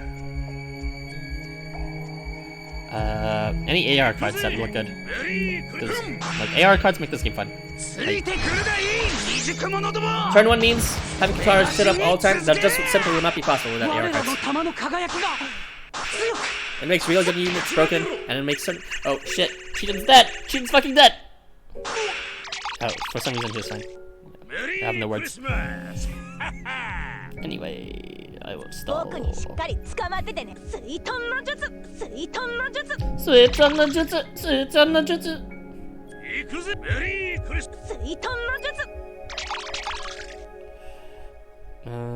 Yeah, I can keep us stalling. Anyways, the story was really good. Near the end, that is. When they finally revealed the backstory of Z's and Behemoth, I think I mentioned why he's supposed to play about it. And of course, I always love it when it's. I know it's just the same moral over and over again, but I really love the moral of being able to get past the roles you've imposed on yourself, the things that you believe are true, and that are true only because you believe it so hard, and as a result can actually lock you from your chains, from things that prevent you from enjoying food, that prevent you from reaching out to your potential and stuff like that, prevents you from reaching out to happiness, stuff like that. It got basically I liked it more around the end because it got a lot more personal. I would have to say Shino was very fun to voice. He had the best main, like, during the quest, his actual date scene. Like, Toji was okay, and what's it called? Searches was okay, but like Shino's just blew me out of the water. And the game sort of knew that. Like they gave him this, like everyone just said, yeah, thank you. But then when it came to Shino during the epilogue, he was just like ... at first. Alright. Should probably keep on moving until you heal. But you didn't heal. So it's too late, because he's gonna pop this charge in this turn. Oh well.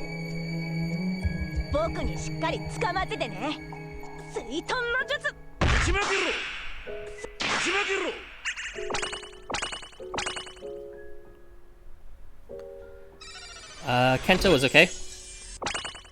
like that he wasn't just like, I don't know. I don't really understand why Kento. Like, what exactly was he pulled away for by like a fucking Shiro near halfway through the story? Kento asked him to do something. I didn't quite understand what it was for. Yeah, the street thing. 僕にしっかり捕ま水遁の術ついてくるがいい未熟者どもそれがしに続け我らのた打ち負けろ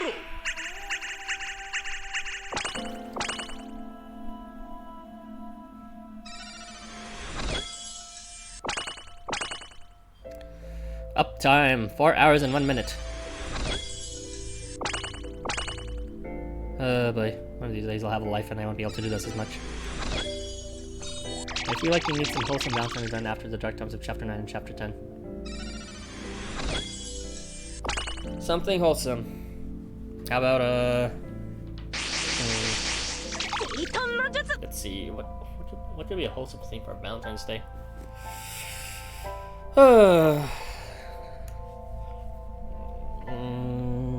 Hold on, I need to think about this first. Maybe we'll go backwards like this. 僕に水遁打ち負けろあんたなめんな Ew, disgusting.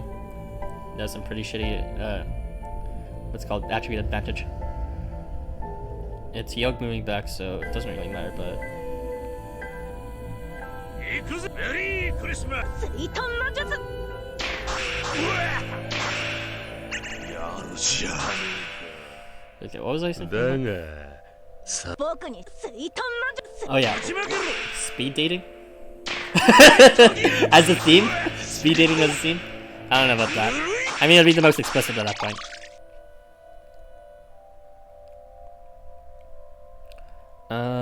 Let's see. 僕に水遁の Layton no jutsu. 打ち負けろついぜ Oh shit. Shit! Oh good. He feels proc here. Oh. Oh god. I was dumb. I was naive. Oh well, what you get now is you fucking die. And you will die.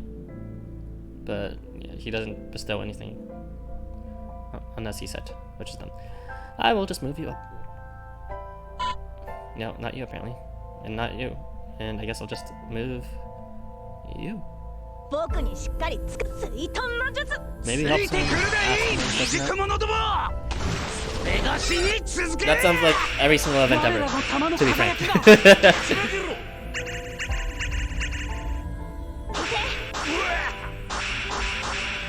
Alright, that's game set match. 僕にしっかり捕まっててね水遁の術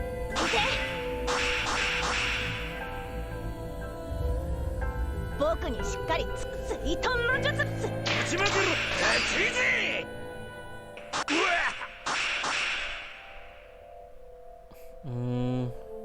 What kind of theme would we get for 水 Valentine's? 遁の術打ち負けろついぜ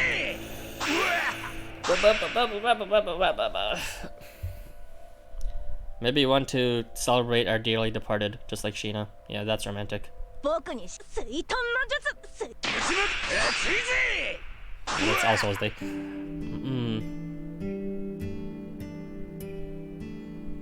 I think Elvis suggested something like a... Someone from a server suggested something like a love boat thing, which sounded really silly, but that's so it could work. 僕にしっかり水遁の術 A love cruise, yeah, that's what I'm talking about. Elvis suggested that before. 黒くてでついぜあんたなめんな A carnival, huh? That could work, メ maybe. リークリスマスついてくるがいい So- 未熟者どもそれ打ち負けろついぜ You're gonna have a brand new clown unit for Valentine's Day. Da da da da da da da da da da. How romantic. メリークリスマス打ち負けついぜ I think just, you know, what would be good? Hey, it's finally close. My calculation's right. But yeah, I think something like an actual focus on relationships would be nice. Like Not these three-way depressing things. Not these you know. Everyone loves you. I don't know. Something more personal. Like a marriage-themed Valentine's Day. I don't know. Pogiyoshi. Yeah, 7 moves for all 8 milk mixtures for each of the Hakenshi. Anyway, that is it, I'm pretty sure. Let's look at my beautiful lineup now. Delicious. Delicious. Okay, I'm done. Yeah. Time for me to crawl back in my hole and figure out what to do for the rest of the day. Oh yeah, I should probably start running the rest of the chapter 9 videos. I've got one uploaded right now, but like, yeah, it's not all. Alright guys, see you around. Thanks for dropping in last second, Edgar. And have a good day. I'll see you around the server.